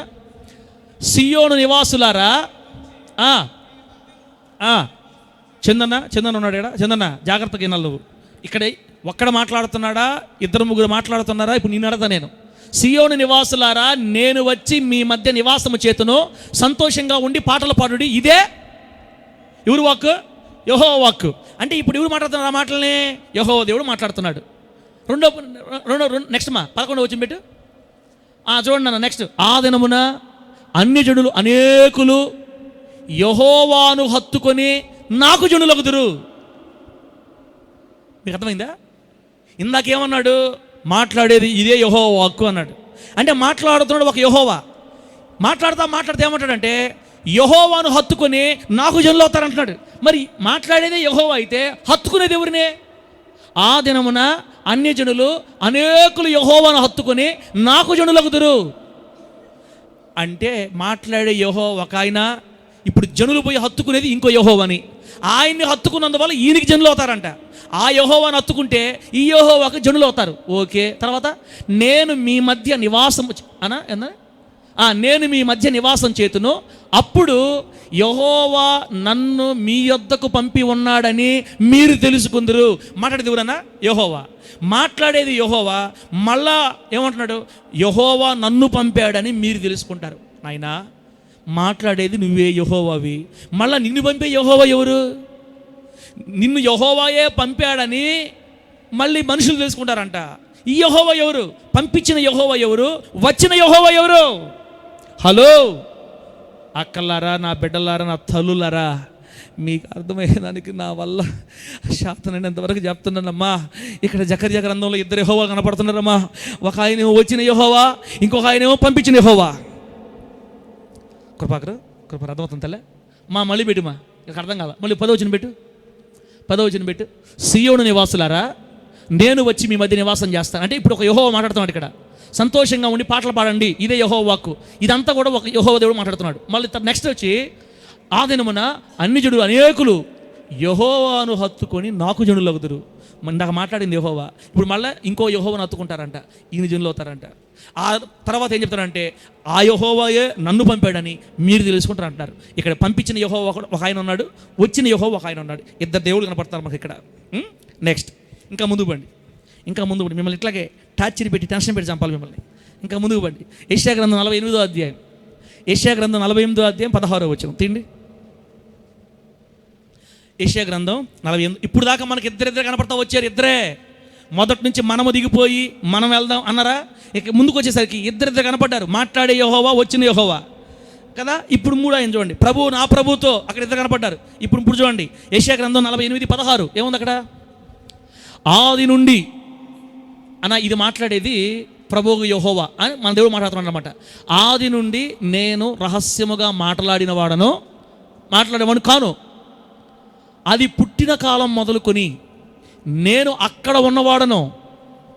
ఇప్పుడు ప్రభువు యెహోవాయు ఆయన ఆత్మయు నన్ను పంపాను. బాగా వినండి, మాట్లాడేది దేవుడు. దేవుడు ఏమంటాడంటే ఇప్పుడు నన్ను పంపించారు. ఎవరు పంపించారు తెలుసా? ప్రభువుకు యెహోవా నన్ను పంపించాడు, ఆయన ఆత్మ నన్ను పంపించాడు. అంటే మాట్లాడేది ఒక దేవుడు, పంపించింది ఇద్దరు దేవుళ్ళు. ఇప్పుడు మొత్తం ఎంతమంది దేవుళ్ళు వచ్చారు? 3 వచ్చారు. తిక్కలు వస్తుంది సార్ నాకు ఈ వారం మాత్రం ఈ వాక్యానికి. మెంటలు వచ్చేస్తుంది. నీకు మెంటలు వచ్చిందా? నాకు మెంటలు వచ్చి ఆగిపోయింది. మీకు లాస్ట్కి మెంటలు తీసేస్తానండి. ప్రభు నామానికి మహిమ కలుగును గాక. చెప్పండి గట్టిగా హల్లెలూయా. ఒక్కసారి మన అంశం పేరు చెప్పండి. త్రిత్వమయ్యున్న దేవుడు, ట్రినిటీ ఇన్ గాడ్. దేవునిలో ఉన్న త్రిత్వం, 3. ఒక్క దేవునిలో ఉన్న 3. ఆ పాయింట్ మీద ఇప్పుడు వస్తూ ఉంది. ఇందాక దాకా మనకి ఇద్దరు కనపడ్డారు. ప్రభువు నా ప్రభువుతో, వచ్చిన యెహోవా, పంపిన యెహోవా. ఎక్కడికి వచ్చేసరికి ఇప్పుడు 3 కనపడుతున్నారు. మాట్లాడుతున్న దేవుడు చెప్తున్నాడు నన్ను ఇద్దరు పంపించారు. యెహోవా పంపించాడు, ఆయన ఆత్మ పంపించారు నన్ను. అంటే ఇక్కడ 3 వచ్చారు. అంటే 3 దేవుళ్ళు వచ్చేసారు ఇప్పుడు. కానీ నీ టైం నడుస్తుంది సార్. కానీ ఇప్పుడు అసలు మాట, ద్వితీయోపదేశకాండం 6:4 మళ్ళీ పెట్టు. ద్వితీయోపదేశకాండం 6వ అధ్యాయం 4వ వచనం. ఈ మాట చెప్పేసి ఇప్పుడు మీకు ఫైనల్ చేస్తా. టెన్షన్ తీసేసి ప్రార్థన చేస్తా. ద్వితీయోపదేశకాండం 6వ అధ్యాయం 4వ వచనం. ఓ ఇశ్రాయేలు వినుము, ఇదిగో మన దేవుడైన యెహోవా అద్వితీయుడగు యెహోవా. అద్వితీయుడు వదుమా, అదే వచ్చిన పెట్టు. అద్వితీయుడు అనే దగ్గర బైబిల్ని ట్రాన్స్లేట్ చేసినప్పుడు ఏ భాష నుంచి చేశారో ఆ హెబ్రీ భాష, ఆ హెబ్రీ భాషలోకి వెళ్ళి అద్వితీయుడు అనే పదాన్ని ఏమి రాశారో మనం చూస్తే అక్కడ ఏముంటుందో తెలుసా? యఖాద్ అనే పదం రాశారు. అద్వితీయుడు అనే దగ్గర యఖాద్ అనే హెబ్రీ పదం రాశారు. దాన్ని నువ్వు రాయలే కదా, ఈ విషయం రాయలే కదా, నువ్వు రాసావా? యాకిద్ అని అవి రాయమన్నాను కదా, అది పెట్టు అమ్మ. ఈ ద్వితీయోపదేశకాండం 6వ అధ్యాయం 4వ వచనాన్ని ఇజ్రాయేలీలు ప్రార్థనగా చేస్తారు ప్రతిరోజు. మీరు ఒకసారి యూట్యూబ్లో షమా ఇజ్రాయేల్ అని కొట్టండి. షమా ఇజ్రాయేల్ అంటే ప్రతిరోజు వాళ్ళు చేసే ప్రార్థన ఇది. ఈ ప్రార్థనని రోజుకు 3 సార్లు చేస్తారు వాళ్ళు. ఇజ్రాయేలీలు ఇప్పటికి కూడా ఈ ప్రార్థన 3 సార్లు చేస్తారు. షమా ఇజ్రాయేల్ భలే ఉంటుంది ఆ ప్రార్థన. తల్లి ఇది నాకు వచ్చేది వైరు ఉందా? పొడుగు నా దాకా వస్తుంది అది నేను పెడతా. సరే ఉండు, మన ముందు నువ్వు పాట పెడతాలే, నీ పాట తర్వాత నేను పెడతా. ఇది ఇజ్రాయేలీల ప్రార్థన అనమాట. రోజుకు 3 సార్లు చేస్తారు ఈ ప్రార్థన. పెట్టేవమ్మా చూడు, అదిగో ఆ పైన ఉన్న పదమే వాళ్ళ ప్రార్థన. షమా ఇజ్రాయేల్ యాహ్వే ఎలోహైనో. మనకు రాగం రాదు, వాళ్ళు చాలా బాగా పాడతారు. వాళ్ళు రోజుకు 3 సార్లు ప్రార్థన చేస్తారు. షమా ఇజ్రాయేల్ యాహ్వే ఎలోహైనో యాహ్వే యఖాద్. ఎంత బాగుంది భాష, ఏమైనా అర్థమైందా? మీకు అర్థం కాదు, నాకు అర్థం కాదు. అది హెబ్రీ భాష, హీబ్రూ. ఈరోజు ఇజ్రాయేల్ మాట్లాడే భాష అదే. షమా ఇజ్రాయేల్ అంటే షమా అంటే విను అని. ఓ ఇశ్రాయేలు వినుము, నీ దేవుడైన యెహోవా యాహ్వే అనే నీ దేవుడు ఎలోహైనో, ఆయన ఒక్కడే దేవుడు. యాహ్వే నువ్వు ఆరాధిస్తున్న యెహోవా యఖాద్ అద్వితీయుడైన దేవుడు. నీ దేవుడు ఒక్కడే, ఆయన అద్వితీయుడు. అద్వితీయుడనే పదాన్ని యఖాద్ అని రాశారు అక్కడ. ఆ యఖాద్ అనే పదానికి అర్థం ఏంటంటే, ఇప్పుడు పెట్టుమా, యఖాద్ అనే పదానికి అర్థం ఏంటంటే, ఇప్పుడు చూడండి కింద ఉంది, ఆడే ఉంది. ఇదిగో యఖాద్ అంటే బహువచనం. బహువచనం అంటే ఒక్కరికంటే ఎక్కువ మంది ఉన్నప్పుడు వాడే పదం యఖాద్. ఒకవేళ నిజంగా ఒకరే కానీ ఉంటే, ఏకవచనం కానీ అయితే యాకిద్ అని రాయాలి నువ్వు. యఖాదనా యాకిద్ నువ్వు రాసావు. యాకిద్ ఒక్కడైతే యాకిద్ అని రాయాలి హెబ్రీ భాషలో. ఒక్కడికంటే ఎక్కువ మంది ఉంటే యఖాద్ అని రాయాలి. అక్కడ యఖాద్ అని రాశారంటే మన దేవుడు ఒక్కడే, కానీ యఖాద్ అంటే ఆయనలో ఇంకా ఎక్కువ మంది ఉన్నారు అని అర్థం. ఇప్పుడు చూడండి, ఆ యఖాద్ అనే పదం మనం ఎట్టర్థం చేసుకోవాలంటే, ఆదికాండం 11వ అధ్యాయం 6వ వచనంలో బాబేలు గోపురం దగ్గర జనము ఒక్కటే, వారందరికీ భాషయు ఒక్కటే అని రాసుంటారు. జనము అన్నప్పుడు ఒక్కరు వస్తారా, గుంపు వస్తారన్నా? జనము అంటే నాకు ఒకసారి ప్లీజ్ అమ్మ మీకు అన్నీ క్లియర్ చేస్తా, ఏం కాదు, మీకు అర్థమయ్యే చెప్పి పంపిస్తా. సాయంత్రం 4 అయినా సాంబారు పచ్చళ్ళతోటి మిమ్మల్ని మీకు అర్థమయ్యేటట్టు చేసే పంపిస్తా ఇక్కడి నుంచి యేసునామములో. దేవుని నామానికి మహిమ కలుగును గాక. జనము ఒక్కటే అన్నప్పుడు, జనము అన్నప్పుడు ఒక్కరు వస్తారా, గుంపు వస్తారా? జనము అంటే ఎవరక్క? ఒక గ్రౌండ్లో పెద్ద గుంపు ఉందనుకోండి, నాయన ఆ గ్రౌండ్లో పెద్ద గుంపు ఉందరా అంటారు. గుంపు అన్నప్పుడు ఒకరు వస్తారా, ఎక్కువ మంది వస్తారా? ఎక్కువ మంది వస్తారు. ఎక్కువ మందిని గుంపు అంటారు. కానీ పేరు మాత్రం గుంపు, ఒక్క గుంపులో ఎందరో ఉన్నారు. జనము ఒక్కటే అన్నప్పుడు బాబేలు గోపురం దగ్గర విస్తరించిన ఆ కాలపు భూమి మీద ఉన్న ప్రజలందరూ కలిపి జనం ఒక్కటే అన్నాడు దేవుడు. అంటే లోపల ఎక్కువ మంది ఉన్నప్పుడు అక్కడ యఖాదని వాడతారు. లోపల ఎక్కువ మంది ఉంటారు, పైకి జనం ఒక్కటే. ఇంకా కూడా ఉదయమును అస్తమయమును కలగగా ఒక్క దినమాయను అన్నది బైబిల్ ఆదికాండంలో స్టార్టింగ్లో 1వ అధ్యాయంలో. దినాలు 7 దినాలు. ఆ 7 దినాల్లో ఉన్న లోపల ఉన్నటువంటి ఒక్క దినాన్ని చెప్పేటప్పుడు యఖాదని వాడతారు. మొత్తం మీద లోపల ఎక్కువ మంది ఉంటారు, పైకి ఒక్కడు చెప్తారు, అక్కడ యఖాదని వాడతారు. యాకిద్ అంటే ఏక కుమారుడు, ఒక కూతురు, ఒక భార్య అని ఒక్కరి గురించే మాట్లాడేటప్పుడు మాత్రం యాకిద్ అని వాడాలి. లోపల ఎక్కువ మంది ఉండి పైకి ఒక్కదాన్నే చూపించేటప్పుడు యఖాద్ అని వాడాలి. ఉదాహరణకి కాంతి తెల్లగా మాత్రం కనపడుతుంది, లోపల 7 రంగులు ఉన్నాయి, అక్కడ యఖాద్ అని వాడాలి. అరటి గెల ఒకటే కనబడుతుంది, లోపల ఎక్కువగా అరటి పండ్లు ఉన్నాయి, అక్కడ యఖాద్ అని వాడాలి. ఒక్క వేరుశనక్కాయ లోపల 3 విత్తనాలు ఉన్నాయి, అక్కడ యఖాద్ అని వాడాలి. యాకిద్ అంటే ఒక్కటే ఉంటుంది లోపల. ప్రభు నామానికి మహిమ కలుగును గాక. అరటి పండు ఉంది, ఈ అరటి పండ్లు లోపల ఎన్ని పండ్లు ఉంటాయి? 8 ఉంటాయా? అరటి పండులో లోపల తొక్క తీస్తే 8 పండ్లు ఉంటాయా? ఒక్క పండే ఉంటుందా? ఒకటే కదా. ఇక్కడ యాకిద్దని వాడాలి, ఒక్కటే కాబట్టి. అరటి గెలలో ఎక్కువ పండ్లు ఉంటాయి కాబట్టి, ఎక్కువ అరటి పండ్లు ఉంటాయి కాబట్టి యఖాదని వాడాలి. అంటే తెలుగు భాషలో ఆ అర్థం వచ్చే పదం లేదు కాబట్టి అద్వితీయుడు అని చెప్పాడంట. ఒక మాట చెప్పాలంటే, తనలో 3 పాత్రలను కలిగి ఉన్న ఇటువంటి దేవుడు ఇంకొకడు లేడు భూమి మీద. తనలో 3 పాత్రలు ఇమిడి ఉన్న దేవుడు ఇంకొక దేవుడు లేడు. ఆయన అద్వితీయుడైన యెహోవా. ఆయనలో 3 ఇమిడి ఉన్నారు. ఆయనలో 3 ఉన్నారు. ఒక్కరిలోనే 3 ఉన్నారు. 3 విధాలుగా పాత్రలు పోషిస్తున్నారు. నేటికి ఆ 3 ఉన్నారు. బయట నుంచి చూస్తే ఒక్కడే కనపడతారు, లోపలికి వెళ్తే 3 కనపడతారు మళ్ళా. హలో, అర్థం చేసుకోండి. ఇంకా అర్థం కాకపోతే మీరు కానీ మన దేవుళ్ళో 3 ఉన్నారని నమ్మలేదా, నరకానికి పోతారు మీరు అని బైబిల్ ఏడలేదు. నువ్వు యేసు ప్రభుకు మాత్రమే ప్రార్థన చేయి. యేసు ప్రభుకి చేసిన యెహోవాకు చేసినట్టే, యెహోవాకు చేస్తే పరిశుద్ధాత్మ చేసినట్టే. పరిశుద్ధాత్ముడు అన్న యేసయ్య అన్న తండ్రి అన్న పరిశుద్ధాత్మ దేవుడే. సుశీదానికి మాత్రం ఒకరిగా కనపడుతుంటారు, లోపలికి తొంగి చూస్తే 3 కనపడతారు. దేవుని నామానికి మహిమ కలుగును గాక. గట్టిగా చెప్పండి హల్లెలూయా. మన దేవుడు కనపడటానికి ఒక్కడే కనపడతాడు. ఆయనలో బహుళత్వం ఉంది. ఆయన ఒక్కడే, లోపలికి వెళితే బహుళత్వం ఉంటుంది అనమాట. ఇట్లాంటి దేవుడు భూమి మీద ఇంకొకరు లేరు. మనలాంటి దేవుడు భూమి మీద ఇంకొకరు లేరు. ఆయన ఒక్కడే, కానీ లోపల బహుళత్వం ఉంది.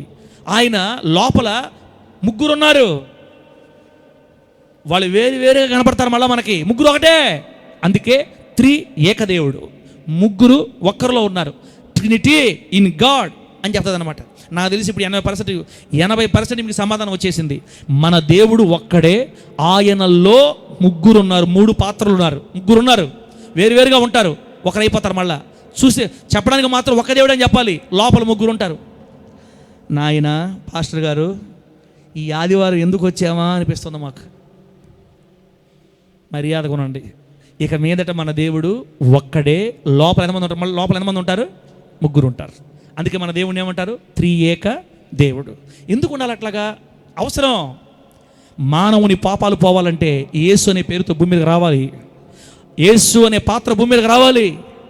యేసు ప్రభు 2000 సంవత్సరాల క్రితమే కాదు ఉండింది, ఆది నుంచి ఉన్నాడు. ఆయన దేవునికి స్తోత్రం కలుగును గాక. ఆది నుంచి ఉన్నాడు. మీకు విషయం తెలుసా? వీళ్ళు 3 ఇప్పటి నుంచి కాదు, మొదటి నుంచే ఉన్నారు. ఒక్క దేవుడిలో ఉన్న 3 ఇప్పటి నుంచి కాదు, మొదటి నుంచి ఉన్నారు. అసలు మన దేవుళ్ళలో ఉన్న బహుళత్వం ఎక్కడెక్కడ కనబడద్ది బైబిల్లో. టకా చెప్తా. ఒక్క పాట పాడిన తర్వాత ప్రార్థన చేసేద్దాం. దేవుని నామానికి మహిమ కలుగును గాక. చెప్పండి గట్టిగా హల్లెలూయా. ఇప్పుడు మన దేవుడికి ఒక్క పేరుతో ఇప్పుడు దాకా చెప్పిందంతా మీకు ఒకే మాటలో అర్థం అవ్వాలంటే రాసుకోండి. ఆ మాట రాసుకోండి. చెప్పేవా ఈ మాట రాసేవమ్మా నువ్వు? 3 వ్యక్తులుగా రాసున్నావా? అది పెట్టు, అది రాసుకోండి అన్న, పాట పాడదాం. మన దేవుడు ఎవరంటే అదిగో ఇది రాసుకోండి. 3 వ్యక్తులుగా వ్యక్తీకరించుకున్న ఏకదేవుడు మన దేవుడు. 3 వ్యక్తులుగా వ్యక్తీకరించుకున్నాడు. ఒక్కడే 3 వ్యక్తులుగా వ్యక్తీకరించుకున్నాడు. 3 వ్యక్తులుగా వ్యక్తీకరించుకున్న ఏకదేవుడు త్రియేకదేవుడు. ఇట్లాంటి దేవుడు భూమి మీద ఇంకొక దేవుడు లేడు. ఆయనలో 3 ఇమిడి ఉన్నారు. మళ్ళీ వారు అప్పుడప్పుడు 3 బయటకు వస్తారు. 3 వేరుగా చేస్తారు. మళ్ళీ మనకు చూస్తే ఒకరినే చూడాలి, లోపల 3 కనపడతారు. త్రియేక దేవుడు. అర్థం కాకపోతే పరలోకంలో చూసుకొని మాట్లాడుకుందాం. దేవుడి మాట మనకు ఆశీర్వాదకరంగా మార్చును గాక. చెప్పండి గట్టిగా ఆమేనని. హల్లెలూయా. పెట్టయ్యా పాట, బాగా ఛార్జింగ్ అయిపోయింది. పెట్టు పాట పెట్టయ్యా. అసలు అర్థమైందో లేదో లాస్ట్కి చూస్తున్న తర్వాత ఈ రెఫరెన్స్ చెప్తే మన వాళ్ళకి గాలి పిలుచుకుంటారు లేదు. తీలేదా? పెట్టలే. అఖిల బ్రహ్మాండ పెట్టు, స్టార్టింగ్ పెట్టు. అఖిల బ్రహ్మాండ పెట్టు. హుషారు పాట తీసి పెడతలే. హుషారు పాట తీసి పెట్టి రెడీగా ఉండు. ఈసారి అఖిల బ్రహ్మాండ పరిపాలక 3 వ్యక్తులుగా వ్యక్తీకరించుకున్న ఏకదేవుడు, మనం ఆరాధించే దేవుడు. ఆయన త్రియేక దేవుడు. దేవుని నామానికి మహిమ కలుగును గాక. తనలో 3 కలిగి ఉన్న ఈయనలాంటి దేవుడు ఇంకొకరు లేరు అని చెప్తున్నారు.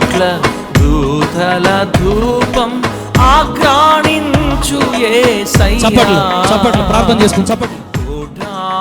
కోట్ల దూతల ధూపం ఆగ్రాణించు యేసయ్యా, నీ లిఖితమైన ఈ పరిచర్యలో గడిచిన కాలమంతా నీ కృపతో నడిపించితివయ్యా. భవిష్యత్ కాలమంతా నీ దయలో నడిపించెదవయ్యా. కరుణా సముద్రమా కరతాళ ధ్వనులతో కీర్తించెదా. అసమాన సర్వోత్తమా కృతజ్ఞతా స్తుతులు నీకే చెల్లించెదా. అఖిల బ్రహ్మాండ పరిపాలక సకల చరాచర నిర్మాణక. ఎవరు మన దేవుడు?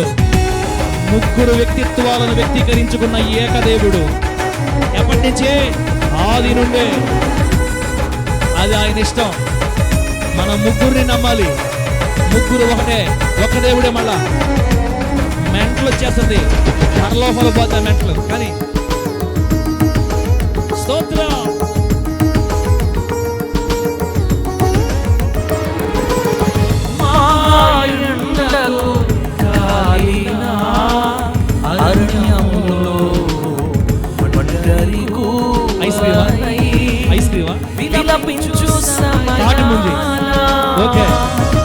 తాటికాయ ఒకటే, లోపల ముంజలు మూడు అని చెప్తున్నారు చందన్న. దేవుడి స్తోత్రం.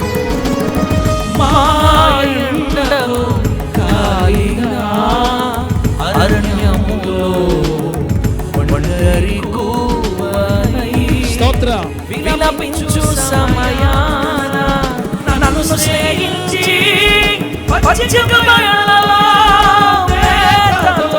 దృఢపరచి. నన్ను స్నేహించి దృఢపరచి. మర్యాదగా లేచి నా స్థితిని మార్చితివి. కన్నుల పండుగగా నీల విందుగా నా స్థితిని మార్చితివి. కరుణా సముద్రమా కరతాళ ధ్వనులతో కీర్తించెదా. అసమాన సర్వోత్తమా కృతజ్ఞతా స్తుతులు నీకే చెల్లించెదా. అఖిల బ్రహ్మాండ పరిపాలక సకల చరాచర నిర్మాణక. హల్లెలూయా. చాలేవా అన్నారా? 1 గంట టైము. నేను ఇప్పుడు వాక్యం స్టార్ట్ చేసి 51 నిమిషం అయింది. ఇప్పటికి గంటకు మించి పాను నేను.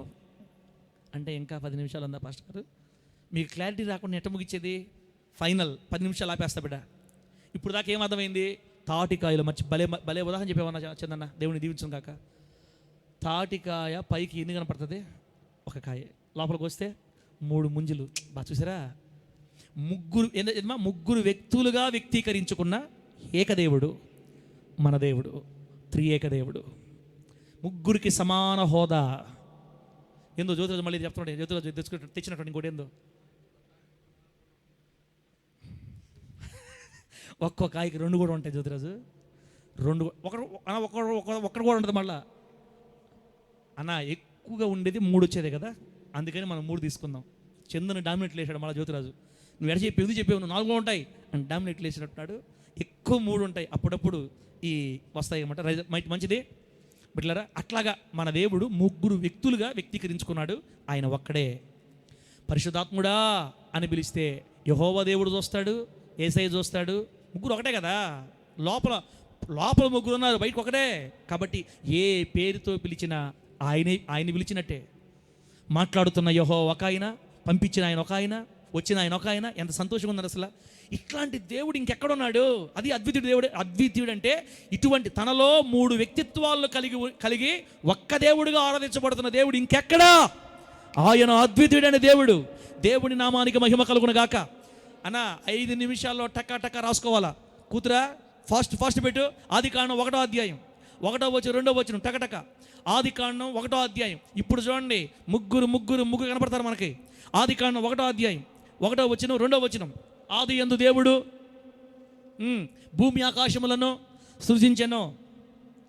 2వ వచనం.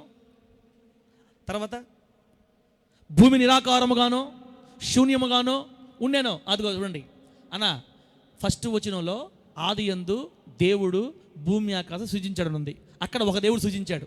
ఇప్పుడు 2వ వచనంకి వచ్చేసరికి భూమి నిరాకారంగా శూన్యంగా ఉంది. ఓకే. చీకటి అగాధ జలం పైన కమ్మి ఉంది. ఓకే. దేవుని ఆత్మ, అదిగో రెండోది ఇక్కడ పరిశుద్ధాత్మ కనపడుతున్నాడు. ఇక్కడ పరిశుద్ధాత్మ దేవుడు కనపడుతున్నాడు. బైబిల్లో 1వ అధ్యాయం 1-2 వచనాల్లోనే పరిశుద్ధాత్మ దేవుడు కనపడుతున్నాడు. పరిశుద్ధాత్మ దేవుడు కనపడుతున్నాడు. ఏమని? దేవుని ఆత్మ, పరిశుద్ధాత్మ ఆ రోజుల్లోనే, ఆ దినంలోనే, అప్పుడే జలముల మీద అల్లాడుతున్నాడని, పొదవుతున్నాడని రాయబడింది. ఇక్కడ దేవుడు పరిశుద్ధాత్ముడు ఇద్దరు కనపడ్డారు. దేవునికి స్తోత్రం కలుగును గాక. మన నెక్స్ట్ ఆది కాండం 1వ అధ్యాయం 1వ ఆది కాండం కదమ్మా, యోహాను సువార్త. ఇప్పుడు నా ప్రయత్నం అంతా ఏంటంటే మీకు ముగ్గురిని చూపించాలని ప్రయత్నం. ఒక్క దేవుళ్ళలోనే ఇమిడి ఉన్న ముగ్గురిని చూపించాలన్న ప్రయత్నం ఇది. మన దేవునిలో ఉన్న బహుళత్వం ఎలా కనపడుతుంది బైబిల్లో చూడండి. మనం బైబిల్ ప్రకారంగా మాట్లాడుకుంటున్నాం, బైబిల్కి వ్యతిరేకంగా కాదు. యోహాను సువార్త 1వ అధ్యాయం 1వ వచనం, అలాగే 14వ వచనం కూడా 2 చదువుదాం. అక్కడ మనకు ముగ్గురు కనపడతారు. ఆది యందు వాక్యం ఉండెను, వాక్యము దేవుని యొద్ద ఉండెను. అక్కడగన ఆది యందు వాక్యం ఉండెను. ఆది యందు వాక్యం ఉంది. మరి వాక్యం అంటే ఎవరు? వాక్యము దేవుడు. ఈ వాక్యమైన దేవుడు దేవుని యొద్ద ఉన్నట్టు, మళ్ళా దేవుని యొద్ద వాక్యం ఉంది. వాక్యమే దేవుడైనప్పుడు ఆ దేవుడు ఇంకో దేవుని యొద్ద ఉన్నాడు. అంటే ఈ ఒక్క వచనంలోనే 2 దేవుళ్ళు వచ్చారు. మనకి 2 దేవుళ్ళు వచ్చారు. ఆది యందు వాక్యం ఉండెను. వాక్యం అంటే దేవుడు. ఓకే. ఆ వాక్యము దేవుని యొద్ద ఉండెను. వాక్యమే దేవుడైతే ఇంకో దేవుని యొద్ద ఉన్నారు. ఇక్కడ 2 దేవుళ్ళు వచ్చారు. నా బాధ మీకు అర్థం అనుకుంటున్నాను. అర్థం కాకపోతే నేనేం చేయలేను, నా వల్ల కాదు. ఇప్పుడు 14వ వచనం పెట్టుకోమారితే, ఆ వాక్యం శరీరధారి అయి కృపా సత్య సంపూర్ణుడిగా మన మధ్య నివసించెను. దేవునికి స్తోత్రం కలుగును గాక. ఇప్పుడు ఒక్కసారి చప్పలు కొట్టండి. వాక్యముగా ఉన్న దేవుడు శరీరధారిగా మన మధ్యకు వచ్చినందుకు చప్పలు కొట్టండి గట్టిగా. దేవునికి స్తోత్రం కలుగును గాక. ఆది యందు వాక్యముగా ఉన్న దేవుడు శరీరధారిగా మన మధ్యకు వచ్చింది. ఆ దేవుడు ఎవరు? ఇప్పుడు మనం ఆరాధిస్తున్న మన ప్రభు అయిన యేసయ్య. యేసయ్య 2000 సంవత్సరాల క్రితం నుంచి ఉన్నాడా? మొదటి నుంచే ఉన్నాడా? ఆది నుండి ఉన్నాడు. యేసు ప్రభువారు చిన్న దేవుడు కాదు, యెహోవా పెద్ద దేవుడు కాదు, పరిశుద్ధాత్మ బుడ్డ దేవుడు కాదు. ఆది కాండం 1వ అధ్యాయం 2వ వచనంలోనే పరిశుద్ధాత్మ దేవుడు ఉన్నాడు జలముల మీద అల్లాడతా. అదే ఆది యందు ఇదిగో ఉన్న వాక్యం, అదే ఆది యందు ఉన్న వాక్యం శరీరధారిగా భూమి మీదకి వచ్చింది. బాగా వినండి. యోహాను సువార్త 14వ అధ్యాయం 1వ అధ్యాయం, యోహాను సువార్త 1వ అధ్యాయం 1వ వచనంలో 2 దేవుళ్ళు ఉన్నారు. 2 దేవుళ్ళు అంటే ఆది యందు వాక్యం ఉంది. వాక్యం అంటే దేవుడు. ఆది యందు దేవుడు ఉన్నాడు. ఆ దేవుడు దేవుని యొద్ద ఉండెను. ఆ దేవుడు ఇంకో దేవుడు, అక్కడ 2 దేవుళ్ళు కనపడ్డారు. అదే 2 దేవుళ్ళలో ఒక దేవుడు ఏం చేశాడంటే శరీరాన్ని ధరించి భూమి మీదకి వచ్చాడు. ఆయన యేసుక్రీస్తు వారు. అంటే ఆ 2 దేవుళ్ళలో ఒకరేమో తండ్రి, ఇంకో ఆయనేమో యేసయ్య అని యోహాను సువార్త 1వ అధ్యాయం 1 వచ్చిన 14 వచ్చిన మనకు అర్థమైపోయింది. తండ్రి అనే దేవుడు వచ్చాడు, తర్వాత కుమారుడు యేసుక్రీస్తు వారు. ఈ 2 వచనాల్లో మనకు వచ్చేసారు. ఇక 3వది పరిశుద్ధాత్మ దేవుడు. ఆల్రెడీ ఆది కాండం 1వ అధ్యాయంలోనే అగాధ జలముల మీద అల్లాడుతున్నాడు. అంటే వీళ్ళు ముగ్గురు ఆది నుంచే ఉన్నారు. దేవునికి స్తోత్రం కలుగునుగాక. ఇది చెప్పడానికి ఇంత బాధపడ్డా ఇప్పుడు దాకా. ఆది నుండే ఉన్నారు ఈ ముగ్గురు. నిన్న మొన్న వచ్చినోళ్ళు కాదు. ఈ త్రిత్వము అనేది తనలో ముగ్గురు వ్యక్తులుగా వ్యక్తీకరించుకున్నటువంటి ఏకదేవుడు ఆది నుండే ఉన్నాడు. వాక్యం చెప్పింది, నేను ఆదియు అంతమై ఉన్నాను. నేను మొదటి నుంచి ఉన్నవాడను, మొదటి వాడను నేనే, కడపటి వాడను నేనే, అల్ఫయు ఒమేగయు నేనే. అంటే తనలో ముగ్గురు వ్యక్తులుగా వ్యక్తీకరించుకున్న ఏకదేవుడు మొదటి నుండే ఉన్నాడు. యేసుక్రీస్తు వారు వాక్యముగా ఆది నుంచే ఉన్నాడు. సో టోటల్గా ఇంతవరకు నా శ్రమ ఫలించింది అనుకుంటున్నా. మనం ఆరాధించేది ఒక్క దేవుణ్ణే, కానీ ఆయన ముగ్గురు వ్యక్తులుగా వ్యక్తీకరించుకున్నాడు భూమి మీద. చరిత్రలో బైబిల్లో ఒక్క దేవుడే ముగ్గురు వ్యక్తులుగా వ్యక్తీకరించుకున్నాడు. ఇట్లాంటి ఘనమైన దేవుడు ఇంకొక దేవుడు లేడు. దేవునికి స్తోత్రం కలుగును గాక. ఒక్క దేవుడిలోనే ముగ్గురు వ్యక్తిత్వాలు ఉన్న దేవుడు ఇంకొక లేడయ్యా. అది మన దేవుడు అంటే. ఇట్లాంటి దేవుడు ప్రపంచంలో ఎక్కడా కనబడ్డో. విడివిడిగా కనబడతారు మనకి, విడివిడిగా వేరు కనబడతారు. కానీ ముగ్గురు ఒక్కరిలో ఇమిడి ఉండటం అనేది అది మన దేవునికే సాధ్యం. ఇది ఇంకా నీకు అర్థం కాకపోతే రేపు పరలోకంలో కూర్చోబెట్టి వాక్యం చెప్తాను, నీకు దేవుడికి స్తోత్రం కలుగును గాక. చెప్పడం గట్టిగా హల్లెలూయా. రా ఇంకో రా. 58 నిమిషాలు, నీకు 2 నిమిషాలు ఉంది. రా మత్తయి సువార్త 28వ అధ్యాయం 19వ వచనం తీమా. మత్తయి సువార్త 28:19. తండ్రి యొక్కయు కుమారుని యొక్కయు పరిశుద్ధాత్మ యొక్కయు నామములోనికి బాప్తిసం ఇవ్వాలని చెప్తాడు అక్కడ దేవుడు. చూడండి, అదిగో కాబట్టి మీరు వెళ్ళి సమస్త జనులను శిష్యులుగా చేయండి. ఈ మాట చెప్తుంది ఎవరన్నా? యేసుక్రీస్తు వారు. అంటే ఆది నుండి వాక్యముగా ఉన్న దేవుడు శరీరాన్ని ధరించి శరీరధారిగా భూమి మీదకి వచ్చిన యేసుక్రీస్తు చెప్తున్నారు ఈ మాట. మీరు వెళ్ళి సమస్త జనులను శిష్యులుగా చేయండి. ఇప్పుడు తర్వాత తండ్రి యొక్కయు కుమారుని యొక్కయు పరిశుద్ధాత్మ యొక్కయు నామములోనికి అన్నాడా? నామములలోనికి అని రాశాడు అక్కడ. పైన ముగ్గురు ఉన్నారన్న, తండ్రి యొక్కయు కుమారుని యొక్కయు పరిశుద్ధాత్మని యొక్క ముగ్గురు ఉన్నారు. ఇప్పుడు ముగ్గురు అన్నప్పుడు నామములు అని రాయాలి. కానీ ఇక్కడ ఏం రాశాడు దేవుడు? నామము అంటే ఒక్క పేరే. ఈ మూడు కలిసి ఒక్క పేరే. అందుకే అంటున్నా మనకు ముగ్గురు దేవుడు కాదు, ఒక్కడే. తాటి కాయలో 3 ముంజులు ఎట్టుంటాయో, ఒక్క శనక్కాయలో 3 విత్తనాలు ఎట్టుంటాయో, ఇంకేం చెప్పాను, ఒక్క అరటి గడలో 10 సంఖ్యలో అరటి పండ్లు ఎట్టుంటాయో, ఒక్క దేవునిలో 3 నామాలు కాదు, ఒక్క పేరులోనే ముగ్గురు ఉన్నారు. మర్యాదగా అర్థమైనా అర్థం కాకపోయినా ఇదే నిజం. ఇట్లాంటి ఘనమైన దేవుడు మనకి ఇంకొక దేవుడు లేడు. దేవుని నామానికి మహిమ కలుగును గాక. తండ్రి యొక్కయు కుమారుని యొక్కయు పరిశుద్ధాత్మ దేవుని యొక్కయు నామములలోనికి, పేర్లలోనికి అనకుండా పేరులోనికి, నామములోనికి ఒక్కడే ముగ్గురుగా వ్యక్తీకరించుకున్నాడు అని ఇక్కడ ముగ్గురిని ఒక్కడ చేసి మాట్లాడుతున్నాడు అనమాట. అందుకే ఎప్పుడు కూడా మనకు ముగ్గురు దేవుళ్ళు అనకూడదు, ఒక్క దేవుడే అనాలి. ఆయనలో ముగ్గురు ఉన్నారు, వాళ్ళు ముగ్గురు వేరువేరుగా పనిచేసుకుంటారు. అయ్యా మీరెవరంటే ముగ్గురు ఒకటి అయిపోయి ఒక్కడనే చెప్తారు. మళ్ళీ మనకి పరిశుద్ధాత్మ దేవుడి దగ్గరికి వెళ్ళి ప్రభువా పరిశుద్ధాత్ముడా మీరెవరు అంటే మళ్ళీ ముగ్గురు ఒకటి అయిపోతారు. ఇది విచిత్రమైన సెంటిమెంట్, మనకేం అర్థం కాదు. మీరు మాత్రం గుర్తుపెట్టుకోవాలి, ముగ్గురు కాదు ఒక్కడే. లోపలికి వెళ్ళి చూస్తే ముగ్గురు కనపడతారు. అర్థమైంది అనుకుంటున్నాను. అర్థమైతే గట్టిగా హల్లెలూయా అని చెప్పండి. దేవుని నామానికి మహిమ కలుగును గాక. బిడ్డలారా, ఇంకా 5-6 రెఫరెన్స్లు ఉన్నాయి. కానీ మీకు ఇప్పటికే కొంచెం 70% వచ్చింది. ఇంక 1-2 చూపించే ప్రార్థన చేస్తా. 2 కొరింథీ పత్రిక 13వ అధ్యాయం 14వ వచనం పెట్టిమా. 2 కొరింథీ పత్రిక 13వ అధ్యాయం 14వ వచనం. ముగ్గురు కనపడతారు మనకి ఇక్కడ, ముగ్గురు కనపడుతున్నారు కానీ ఒక్కడే. మళ్ళా 2 కొరింథీ ఏం చెప్పాను? మత్తయి 2 కొరింథీ పత్రిక 13-14. అదే ప్రభువైన యేసుక్రీస్తు కృపయు దేవుని ప్రేమయు పరిశుద్ధాత్మ సహవాసం మీకందరికీ తోడై ఉండును గాక. చూసారా, ఇక్కడ ముగ్గురు కనపడుతున్నారు. ఇప్పుడు ఈ ముగ్గురు ఆది నుంచే ఉన్నారు. ఆది కాండం 1వ వచనంలోనే 1-2 వచనాల్లో ఈ ముగ్గురు మనకు కనపడుతున్నారు. మనము దిగిపోయి వారి భాషలు తారుమారు చేద్దాం రండి అని మాట్లాడుకుంది ఈ ముగ్గురే. కానీ మళ్ళీ ముగ్గురు కాదు, మళ్ళీ ఒకరిలో ముగ్గురు ఇముడు ఉంటారు. మళ్ళీ వాళ్ళు వేరువేరుగా మాట్లాడుకుంటారు. మళ్ళీ ముగ్గురు ఒకటైపోతారు. సార్ నీకన్నా అర్థం అవుతుందని చెప్పేది, మాకు తర్వాత సంగతి చూడు. నెక్స్ట్ పెట్టిమా త్వరగా. అపోస్తుల కార్యాల గ్రంథం 1వ అధ్యాయం ఒకసారి, అది కాదు, లోకాసు వార్త 1వ అధ్యాయం 35 వచ్చిన పెట్టి ఒకసారి. లోకాసు వార్త 1:35 పెట్టుమా. ముగ్గురు కోసం ఈ బాధ అంతా, ముగ్గురు కోసం. ఇంకెందుకు లేదు సార్ మేము నమ్ముతున్నాం కానీ అనకూడదు. మీరు నిజంగా నమ్మితేనే నేను ఆపుతా. లోకాసు వార్త 1:35 ఏం చెప్తున్నాడన్నా? ఇదిగో దేవదూత మాట్లాడుతున్నాడు. ఎవరితోటి? మరియమ్మతోటి మాట్లాడుతున్నాడు. మరియమ్మతోటి దూత మాట్లాడుతున్నాడు. పరిశుద్ధాత్మ నీ మీదికి వచ్చును. ఎవరి మీదకి? మరియమ్మ మీదకి. అంటే పరిశుద్ధాత్మ అంటే ఇక్కడ పరిశుద్ధాత్మ దేవుడు వచ్చేసాడు ఇప్పుడు ఆమె మీదకి. నెక్స్ట్ 2వది, సర్వోన్నతుని శక్తి నిన్ను కమ్ముకొనును. ఈయన మళ్ళా పరిశుద్ధాత్మ వచ్చేసాడు. సర్వోన్నతుడు తండ్రి అయిన దేవుని శక్తి నిన్ను కమ్ముకుంటుంది. ఇద్దరు వచ్చారు ఇప్పుడు. 3వది, పుట్టబోవు శిశువు పరిశుద్ధుడై దేవుని కుమారుడు అనబడతాడు.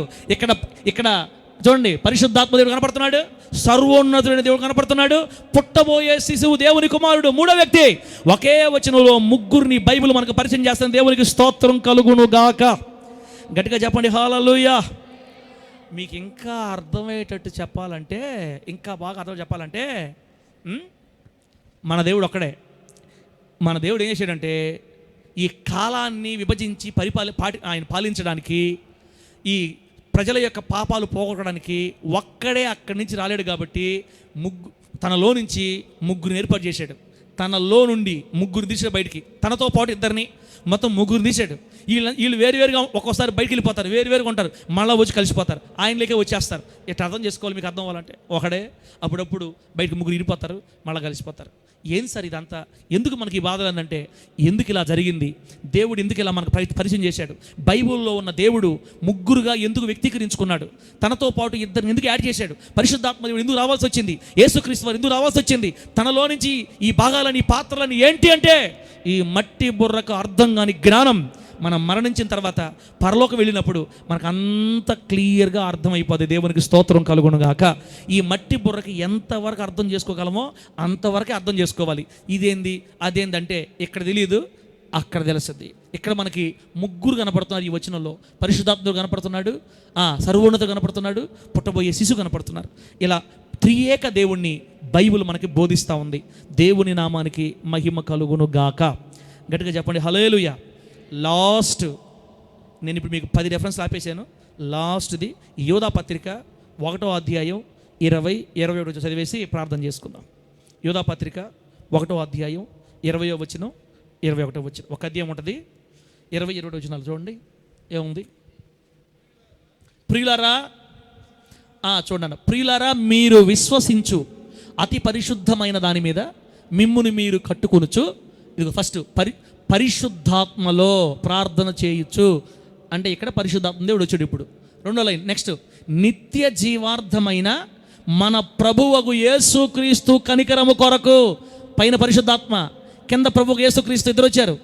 ఆయన కనికరం కోసం కనిపెట్టుచు దేవుని ప్రేమలో నిలుచున్నట్లు. ఇక్కడ దేవుడు తండ్రి, కుమారుడు, పరిశుద్ధాత్ముడు ముగ్గురును కలిపి మాట్లాడుతున్నాడు పౌలు గారు ఇక్కడ. మరి యోధా గారు ఇక్కడ ముగ్గురు కలిపి మాట్లాడుతున్నాడు. అంటే బిడ్డ, అమ్మ, శాంతక్క, ఏదో రాక దేవుని మాటిని పోదామని వస్తే ముగ్గురు దేవుళ్ళు అంటాడు, మళ్ళీ ఒక్కడే అంటాడు. ముగ్గురు అనకూడదు అంటాడు, మళ్ళీ ఒక్కడే అంటాడు. అందరూ ముగ్గురుని చూపిస్తున్నాడు సారు, మళ్ళీ ఒక్కడే అంటాడు. ముగ్గురు కనపడతా ఒక్కడే అనాలి. నేను అదే చెప్తున్నాను, ఇటువంటి దేవుడు భూలోకంలో ఇంకెక్కడా లేడు. ఉన్నది ఒక్క దేవుడే.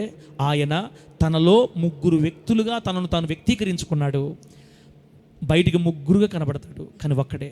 ఎప్పుడు మనం ముగ్గురు దేవుళ్ళు అనకూడదు, ఒక్క దేవుడే అనాలి. పైకి ఒక్క దేవుడు అనాలి, లోపల చూస్తే ముగ్గురు కనపడతారు. ముగ్గురు ఒకటే. ఇలా ఆయన్ని మంచి అర్థంలో మనం అర్థం చేసుకొని, బైబిల్ చెప్పింది నేను ఒక్కడే దేవుడిని, యెహోవానగు నేనే దేవుడిని, నేను తప్ప వేరొక దేవుడు లేడు అని చెప్పాడు. ఆయనలో ఉన్నారు ఇద్దరు, ఆయనతో పాటు ఉన్నారు ఇద్దరు. అసలు యేసుక్రీస్తు వారు భూమి మీదకి ఎందుకు రావాల్సి వచ్చిందంటే, ఆ వాక్యమయ్యున్న దేవుడు, ఆది యందు వాక్యమయ్యున్న దేవుడు, ఏ దేవుని యొద్ద వాక్యంగా ఉన్నాడో ఆ దేవుడు శరీరాన్ని ధరించి భూమి మీదకి ఎందుకు వచ్చాడంటే, నీకు నాకు రక్షణ కలగాలంటే ఆయన ప్రాణం పెట్టాలి, ఆయన రక్తం కార్చాలి. అందుకే ఆది యందు దేవుని యొద్ద ఉన్న వాక్యం, దేవుని యొద్ద ఉన్న దేవుడుగా ఉన్న ఈ వాక్యం శరీరధారిగా యేసు ప్రభు వారిగా మనకు భూలోకం రావాల్సి వచ్చింది. ఆ తర్వాత పరిశుద్ధాత్మ దేవుడు ఎందుకు ఉండాలి మన కోసం అంటే, ఇదిగో ఈరోజు నువ్వు నేను మరలా లోకంలో పడిపోకుండా, ఒక్కసారి విడిచిపెట్టిన పాపాన్ని మరలా వెళ్లకుండా మనం పవిత్రత కలిగి రోషంగా బ్రతకాలంటే ఇక్కడ పరిశుద్ధాత్మ దేవుని సహాయం మనకు కావాలి. ఈరోజు భూమి నడిపిస్తుంది, భూమి మీద సార్వత్రిక సంఘాన్ని నాయకత్వం నడిపిస్తుంది పరిశుద్ధాత్మ దేవుడు. పరిశుద్ధాత్మ దేవుడే సంఘానికి నాయకుడు నడిపించడం వల్ల అనేక మంది భక్తులుగా జీవించగలుగుతున్నారు. పరిశుద్ధాత్మ దేవుడే ఒప్పిస్తాడు, పరిశుద్ధాత్మ దేవుడే పాపాలు క్షమిస్తాడు, పరిశుద్ధాత్మ దేవుడే త్రోవ చూపిస్తాడు. నేడు ఉన్న క్రైస్తవ సంఘాన్ని తీసుకొని నడిపిస్తున్నవాడు పరిశుద్ధాత్ముడు. ఇవన్నీ జరగాలి కాబట్టి వాళ్ళు ముగ్గురుగా మారాలి, ఒక్కరిలో నుంచి ముగ్గురుగా మారాలి. మళ్ళీ అందరూ ఒకటే. అర్థమైంది అనుకుంటున్నాను నేను. ఇప్పుడు లాస్ట్ మాట ఏంటంటే, ముగ్గురు వ్యక్తులుగా వ్యక్తీకరించుకున్న ఏకైక దేవుడు, త్రియేక దేవుడు, మనం ఆరాధిస్తున్న మన ప్రభువు అయిన యేసు. దేవునికి స్తోత్రం కలుగును గాక. గట్టిగా చెప్పండి హల్లెలూయా. పాత నిబంధనలో ఏమో నేను నా కుమారుని పంపిస్తాను, నా కుమారుని పంపిస్తాను చెప్తుంటాడు. యేసుక్రీస్తు వారు రాక గురించి చెప్తా ఉంటుంది పాత నిబంధన అంతా. మరి కొత్త నిబంధన ఏమో రెండోసారి రాబోతున్నాడు, త్వరలో రాబోతుందని చెప్తారు. అంటే ఇటు యెహోవా దేవుడు కానీ, ఇటు పరిశుద్ధాత్ముడు కానీ యేసుక్రీస్తు వారినే ఎక్కువ ఫోకస్ చేస్తుంటారు. ఎందుకంటే యేసు ద్వారానే లోకానికి విమోచన, యేసు ద్వారానే పాప క్షమాపణ, యేసు ద్వారానే పరలోకం. కాబట్టి ఇద్దరు కలిసి యేసయ్యనే హైలైట్ చేస్తారు. కాబట్టి నువ్వు యేసయ్యా అని పిలిచినా, ముగ్గురిని పిలిచినట్టే, ఏ పేరుతో పిలిచినా ఆయన్ని పిలిచినట్టే. ఇక్కడ ముగ్గురు లేరు, ఒక్కడే. వాళ్ళ ఇష్టం ముగ్గురుగా మారారు, మనకు ఒక్కడే. కాబట్టి యేసయ్యని చేయండి, పరిశుద్ధాత్ముడని చేయండి, తండ్రి అని పిలవండి, యెహోవా అని పిలవండి. ఎన్ని పిలిచినా పలికేది ఒక్కడే. బయటికి మాత్రం ఒక్కడే కనపడతాడు, లోపలికి వెళ్తే 3 ముంజులు కనపడతాయి. దేవుడి మాటలు మీకు ఆశీర్వాదకరంగా మార్చి వర్ధిల్ల చేయును గాక. కళ్ళు మూసుకొని ప్రార్థన చేసుకుని బిడ్డలారా.